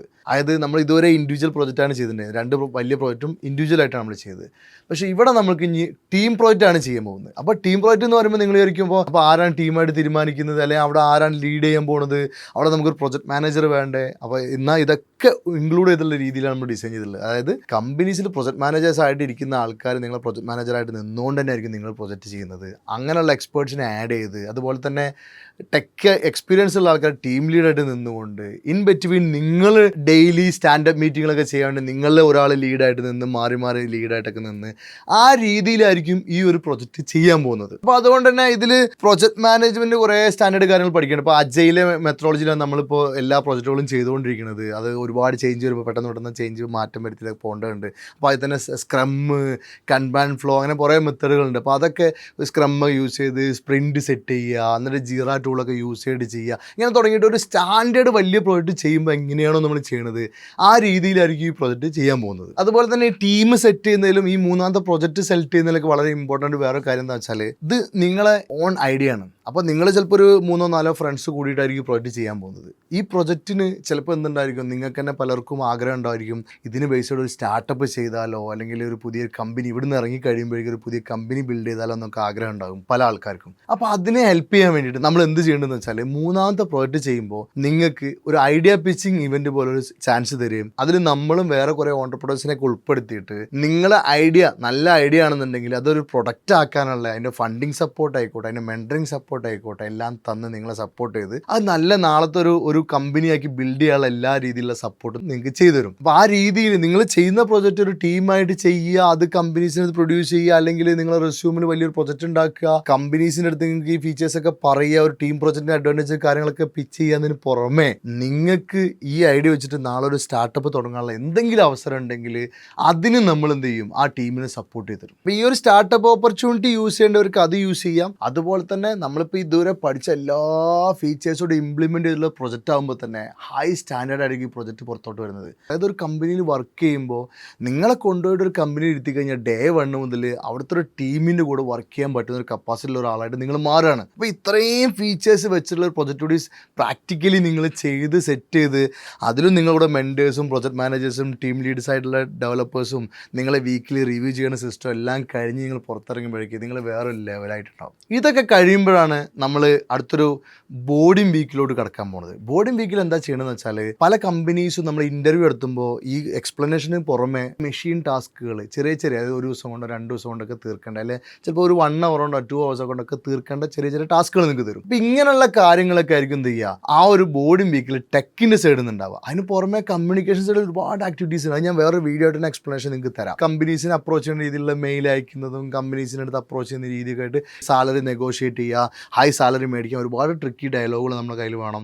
അപ്പോൾ ഇതൊക്കെ പറയുന്ന രീതിയിൽ കമ്മ്യൂണിക്കേഷൻ ഒരുപാട് ആക്ടിവിറ്റീസ് വേറെ ഉണ്ട്. അതിന് പുറമെ ഈ ബോർഡിംഗ് വീക്കിൽ ഇതുവരെ പഠിച്ചിട്ടുള്ള കാര്യങ്ങൾ വെച്ചിട്ട് ചെറിയ സാമ്പിൾസ് പല കമ്പനീസിലെ മെഷീൻ ടെസ്റ്റുകൾ നമുക്ക് കിട്ടിയിട്ടുള്ള എല്ലാം നിങ്ങൾക്ക് ഷെയർ ചെയ്ത് അതൊക്കെ നിങ്ങളെ കൊണ്ട് ചെയ്യിപ്പിച്ചുകൊണ്ടേയിരിക്കും. അങ്ങനെ ബോർഡിംഗ് വീക്കും കഴിയുമ്പോഴായിരിക്കും നമ്മൾ അടുത്ത ഘട്ടത്തിലൂടെ എത്തുക ടേക്ക് ഓഫ് ഇൻ്റർവ്യൂ എന്നുള്ളത്. ആ ടേക്ക് ഓഫ് ഇൻ്റർവ്യൂ എന്ന് പറഞ്ഞു കഴിഞ്ഞാൽ നമ്മുടെ ഈ പ്രോഗ്രാമിൻ്റെ ഫൈനലായിട്ട് വരുന്നൊരു ടെസ്റ്റാണ്.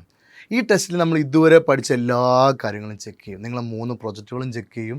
ഇതുവരെ പഠിച്ചിട്ടുള്ള എല്ലാ ഫീച്ചേഴ്സും കാര്യങ്ങളൊക്കെ നിങ്ങളെ കൊണ്ട് ഫുള്ള് ചെക്ക് ചെയ്തിട്ട് നിങ്ങൾക്ക് എവിടെയെങ്കിലും എന്തെങ്കിലും പ്രശ്നം ഉണ്ടെങ്കിൽ അത് പഠിക്കാൻ വീണ്ടും ഒരു 1 week എക്സ്ട്രാ സമയം തന്നിട്ട് വീണ്ടും അത് ചെക്ക് ചെയ്തിട്ട് അങ്ങനെ 2-3 പ്രാവശ്യം നിങ്ങളെ ചെക്ക് ചെയ്ത് എന്ത് ചെയ്യും, അവിടെ സെറ്റ് ചെയ്യും. ആ TOI എന്ന് പറഞ്ഞാൽ ടേക്ക് ഓഫ് ഇൻ്റർവ്യൂ ഏകദേശം 3 പ്രാവശ്യം ചെക്ക് ചെയ്ത് നിങ്ങളെ വെരിഫൈ ചെയ്തിട്ടായിരിക്കും നിങ്ങൾ എങ്ങോട്ട് പോവുക, നേരെ പ്ലേസ്മെൻറ്റ് ടീമിലോട്ട് കിടക്കുക. ഈ പ്ലേസ്മെൻറ്റ് ടീമിലോട്ട് കിടക്കുമ്പോൾ പലരും വിചാരിക്കും അതോട് കൂടിയിട്ട് പരിപാടി കഴിഞ്ഞു, ഞാൻ ഫുള്ള് ബ്രോ ക്യാമ്പ് കംപ്ലീറ്റ് ചെയ്യുന്നത്. ഇല്ല, ബ്രോ ക്യാമ്പ് എപ്പോഴും കംപ്ലീറ്റ് ആവുന്നത് എപ്പോഴാണെന്ന് വെച്ചാൽ നിങ്ങൾക്ക് ജോബ് കിട്ടുമ്പോഴാണ്. അതുകൊണ്ട് തന്നെ നമ്മൾ പ്ലേസ്മെൻറ്റ് ടീമിലോട്ട് എത്തിക്കഴിഞ്ഞാൽ അവിടെ നിങ്ങൾക്ക് 2 പേര് അസൈൻ ചെയ്ത് തരും, ഒരു പ്ലേസ്മെൻറ്റ് ഓഫീസറും ഒരു പ്ലേസ്മെൻറ്റ് കോർഡിനേറ്ററും. ഈ പ്ലേസ്മെൻറ്റ് കോർഡിനേറ്റർ നിങ്ങൾ റെസ്യൂം കാര്യങ്ങളൊക്കെ സെറ്റാണോ, നിങ്ങൾ ഡെയിലി കമ്പനീസിനെ അപ്രോച്ച് ചെയ്യുന്ന രീതി ശരിയാണോ, മെയിൽ അയക്കുന്ന രീതി ശരിയാണോ, ഇതൊക്കെ അവരെന്ത് ചെയ്യും, ഡെയിലി നിങ്ങളെ മോണിറ്റർ ചെയ്തുകൊണ്ടിരിക്കും. പ്ലേസ്മെൻറ്റ് ഓഫീസർ നിങ്ങൾക്ക് പറ്റിയ കമ്പനീസിനെ കാര്യങ്ങൾ പറഞ്ഞ് മനസ്സിലാക്കിയിട്ട് നിങ്ങൾക്ക് ഇൻ്റർവ്യൂ സെറ്റ് ചെയ്ത് അങ്ങനെയുള്ള കാര്യങ്ങളൊക്കെ ചെയ്തുകൊണ്ടിരിക്കും. അങ്ങനെ ഡെയിലി, അതായത് നിങ്ങൾ മനസ്സിലാക്കേണ്ടത് ഇതുവരെ നിങ്ങൾക്ക് വീക്കിലിയാണ് ടാസ്ക് തന്ന് വീക്കിലാണ് നിങ്ങൾ മോണിറ്റർ ചെയ്തിട്ടുണ്ടെങ്കിൽ ഇവിടെ പ്ലേസ്മെൻറ്റ് ടീമിൽ എത്തിക്കഴിയുമ്പോൾ ഡെയിലി നിങ്ങളെ കാര്യങ്ങൾ നോക്കിക്കൊണ്ടിരിക്കും. അങ്ങനെ നമ്മൾ പ്ലേസ്മെൻറ്റ് ആവണ വരെ അതായത് നിങ്ങൾ മറക്കാനും പാടില്ല, ടെക്നിക്കൽ കാര്യങ്ങൾ മറന്നും പോകാൻ പാടില്ല, അതുപോലെ ടെക്നിക്കൽ ടാസ്കുകൾ വേറെയും തന്നുകൊണ്ടിരിക്കണം. അതേസമയം കമ്പനീസിനെ അപ്രോച്ച് ചെയ്യുന്ന രീതിയും കാര്യങ്ങളും വിട്ടുപോകാനും പാടില്ല, അതും നടന്നുകൊണ്ടിരിക്കണം. ആ രീതിയിലുള്ളൊരു കുറേ പ്രോസസ്സുകളായിരിക്കും പ്ലേസ്മെൻറ്റ് ടീമിൽ ഉണ്ടാവുക. അപ്പോൾ ആ രീതിയിൽ ഒരു പ്ലേസ്മെൻറ്റ് ടീം നിങ്ങളെ സപ്പോർട്ട് ചെയ്തുകൊണ്ടിരിക്കും. അപ്പോൾ ഇപ്പോൾ തന്നെ ഏകദേശം 20-ലേറെ പ്ലേസ്മെൻറ്റ് ടീം മെമ്പേഴ്സിൽ വലിയൊരു പ്ലേസ്മെൻറ്റ് ടീമാണ്. ഈ പ്ലേസ്മെൻറ്റ് ടീമിനെ കുറിച്ചൊക്കെ പറയുമ്പോഴേ നമ്മുടെ നാട്ടിലൊരു എഞ്ചിനീയറിംഗ് കോളേജിൽ ഉണ്ടാവില്ല 20-ലേറെ മെമ്പേഴ്സ് ഡെഡിക്കേറ്റഡ് ആയിട്ട് ഇരിക്കുന്ന ഒരു പ്ലേസ്മെൻറ്റ് ടീം ഒരു ഇൻസ്റ്റിറ്റ്യൂട്ടിലും ഉണ്ടാവില്ല. അപ്പോൾ അതുകൊണ്ട് തന്നെയാണ് നമ്മളെ പ്ലേസ്മെൻറ്റ് ടീമിന് ഞാൻ ഇത്രത്തോളം നമ്മൾ അഭിമാനത്തോടെ പറയണത് എന്താ വെച്ചാൽ അത്രയും സാലറി അച്ചീവ് ചെയ്യാൻ കുട്ടികളെ ഹെൽപ്പ് ചെയ്യണ വലിയൊരു കിടിലൻ ടീമാണ് പ്ലേസ്മെൻറ്റ് ടീമായിട്ടുള്ളത്. അപ്പോൾ ആ പ്ലേസ്മെൻറ്റ് ടീം എന്ത് ചെയ്യും, നിങ്ങളെ നല്ല കമ്പനിയിലോട്ട് നല്ല സാലറിയിലോട്ട്. എന്തുകൊണ്ടെന്ന് വെച്ചാൽ നമ്മളൊരു വർഷമായിട്ട് എടുത്തുള്ള എഫേർട്ടിൽ ടെക്നിക്കലി ഭയങ്കര സ്കില്ല് നമ്മൾ ആയിക്കഴിഞ്ഞു. ഇനി അടുത്ത ലെവൽ ഇത് പ്രൂവ് ചെയ്യുക എന്നുള്ളതാണ്. അതിന് പ്ലേസ്മെൻറ്റ് ടീം നിങ്ങൾ എന്ത് ചെയ്യും, ഭയങ്കരമായിട്ട് സപ്പോർട്ട് ചെയ്ത് നല്ല പാക്കേജ് നിങ്ങൾക്ക് അച്ചീവ് ചെയ്ത് തരും. ഇതിന് പുറമെ നിങ്ങൾ പ്ലേസ്മെൻറ്റ് ടീമിൽ നിന്ന് ഒരു കാര്യം നിങ്ങൾ മനസ്സിലാക്കിക്കോ, ഇവിടുന്ന് ഒരു കുട്ടി പഠിച്ചിറങ്ങി പുറത്തേക്ക് ഇറങ്ങി കമ്പനി കയറി കഴിഞ്ഞാൽ ആ കുട്ടിക്ക് എക്സ്പീരിയൻസ് ആയി കഴിയുമ്പോൾ അടുത്ത കമ്പനിക്ക് ജമ്പ് ചെയ്യുന്ന കേസിൽ നമ്മൾ പ്ലേസ്മെൻറ്റ് ടീം സപ്പോർട്ട് ചെയ്യും. അതിന് പുറമെ ഏതെങ്കിലും ഒരു കമ്പനി കയറിയിട്ട് അവിടെ നിന്ന് കമ്പനി ഇഷ്ടപ്പെട്ടില്ല, അല്ലെങ്കിൽ അവിടെ നിന്ന് ചിലപ്പോൾ സാലറി ഇഷ്യൂസ് എന്തെങ്കിലുമൊക്കെ ഉണ്ടായി, അങ്ങനെ എന്തെങ്കിലും വിഷയങ്ങൾ ഉണ്ടായപ്പോൾ നമ്മൾ പ്ലേസ്മെൻറ്റ് ടീം നിങ്ങളെ സപ്പോർട്ട് ചെയ്ത് അടുത്തൊരു കമ്പനി കണ്ടുപിടിക്കാൻ എല്ലാത്തിനും സപ്പോർട്ട് ചെയ്യും. അങ്ങനെ തന്നെ ഏകദേശം 70ഓളം പ്ലേസ്മെൻറ്റ്സ് നമ്മൾ സപ്പോർട്ട് ചെയ്ത് കൊടുത്തിട്ടുണ്ട്. അതായത് പ്ലേസ്ഡ് ആയതിനു ശേഷം എന്തെങ്കിലുമൊക്കെ പ്രശ്നങ്ങളോ അല്ലെങ്കിൽ കമ്പനി ഇഷ്ടപ്പെടാത്തതോ അല്ലെങ്കിൽ ലൊക്കേഷൻ ഇഷ്ടപ്പെടാത്തതോ അല്ലെങ്കിൽ വേറെ എന്തെങ്കിലും കമ്പനി സൈഡിൽ നിന്നുള്ളൊരു ഇഷ്യൂ എന്തെങ്കിലുമൊക്കെ ആയിട്ട് കമ്പനീസ് മാറണം എന്ന് ആഗ്രഹം പറഞ്ഞതിൻ്റെ പേരിൽ നമ്മൾ പ്ലേസ്മെൻ്റ് ആക്കി കൊടുത്തിട്ടുണ്ട്. അത് ഈ 1800 പുറമെയാണ്. അപ്പോൾ ആ രീതിയിൽ, അതായത് ഒരു കുട്ടി ഈ ഒരു പ്രോഗ്രാം കംപ്ലീറ്റ് ചെയ്യുക എന്ന് പറഞ്ഞു കഴിഞ്ഞാൽ ടെക്നിക്കലി പ്രൂവ് ആയ ഒരു നല്ല സ്കില്ലാവാന്ന് മാത്രമല്ല, അവർ ഒരു പുതിയ നെറ്റ്വർക്കിലോട്ടാണ് കിടക്കുന്നത്. ആ നെറ്റ്വർക്ക് ഒരു കിടിലം അലുമിനി നെറ്റ്വർക്കാണ്. വർക്ക് ചെയ്തതിന് ഹാർഡ് വർക്ക് ചെയ്ത് ഡേ നൈറ്റ് പണിയെടുത്ത് രക്ഷപ്പെട്ട ആൾക്കാരുടെ നെറ്റ്വർക്കാണ്. അപ്പോൾ ആ നെറ്റ്വർക്കിനെ ബേസ് ചെയ്തിട്ട് നമ്മൾ വേറെ കുറേ പരിപാടികൾ ഇനി പ്ലാൻ ചെയ്യേണ്ടതുണ്ട്, അതിലോട്ടൊക്കെ എത്തേണ്ടതുണ്ട്. അപ്പോൾ ആ രീതിയിലാണ് നമ്മൾ പ്രോഗ്രാം പോയിട്ടുള്ളത്. അപ്പോൾ ഇത് സ്വന്തമായിട്ട് പഠിക്കുന്ന ആൾക്കാർ ഇതുപോലെ എഫേർട്ട് ഇട്ട് പഠിച്ചു കഴിഞ്ഞാൽ നിങ്ങൾക്കും ഈ ഒരു സാലറി കാര്യങ്ങളൊക്കെ അച്ചീവ് ചെയ്യാൻ പറ്റും. അല്ലെങ്കിൽ ബ്രോക്യാമിൽ വന്ന് ഡെഡിക്കേറ്റ് ആയിട്ടിരുന്ന് പഠിക്കുക. അത് നിങ്ങളിഷ്ടം പോലെ നിങ്ങളെ ഫിനാൻഷ്യൽ സിറ്റുവേഷനൊക്കെ നോക്കിയിട്ട് കാര്യങ്ങൾ ചെയ്തിട്ട് ചെയ്യുക. എഫേർട്ട് ഇട്ട് കഴിഞ്ഞാൽ നല്ല റിസൾട്ട് ഉണ്ടാവും, അത് എങ്ങനെ പഠിച്ചാലും. അപ്പോൾ അവിടെ നിങ്ങൾ ചെക്ക് ചെയ്യേണ്ട കാര്യമുള്ളൂ, നിങ്ങളെ വെരിഫൈ ചെയ്യാനും മെൻറ്റർ ചെയ്യാനും മോണിറ്റർ ചെയ്യാനും ഇതുപോലെ ടീം നിങ്ങൾക്ക് ഉണ്ടാവുമെങ്കിൽ നിങ്ങൾക്ക് എന്ത് ചെയ്യുക, അങ്ങനെയുള്ള റെഫറൻസും കാര്യങ്ങളൊക്കെ കിട്ടുമെങ്കിൽ നിങ്ങൾക്ക് സെൽഫായിട്ടും പഠിക്കാൻ പറ്റും. അല്ലെങ്കിൽ ഇതുപോലെ പ്രോഗ്രാം പ്രോപ്പറായിട്ട് അറ്റൻഡ് ചെയ്ത് തന്നെ കംപ്ലീറ്റ് ചെയ്ത് സെറ്റ് ചെയ്യാം. അങ്ങനെയാണെങ്കിൽ നിങ്ങൾക്ക് ഭയങ്കര വാല്യുബിൾ ആയിരിക്കും. എന്തുകൊണ്ടെന്ന് വെച്ചാൽ നമ്മൾ നമ്മുടെ കരിയറിൽ ഇൻവെസ്റ്റ് ചെയ്ത് കഴിഞ്ഞാൽ ഇത് എല്ലാ കാലത്തും മാസം ഇങ്ങോട്ട് റിട്ടേൺ തന്നുകൊണ്ടിരിക്കുന്ന കാര്യമാണ്.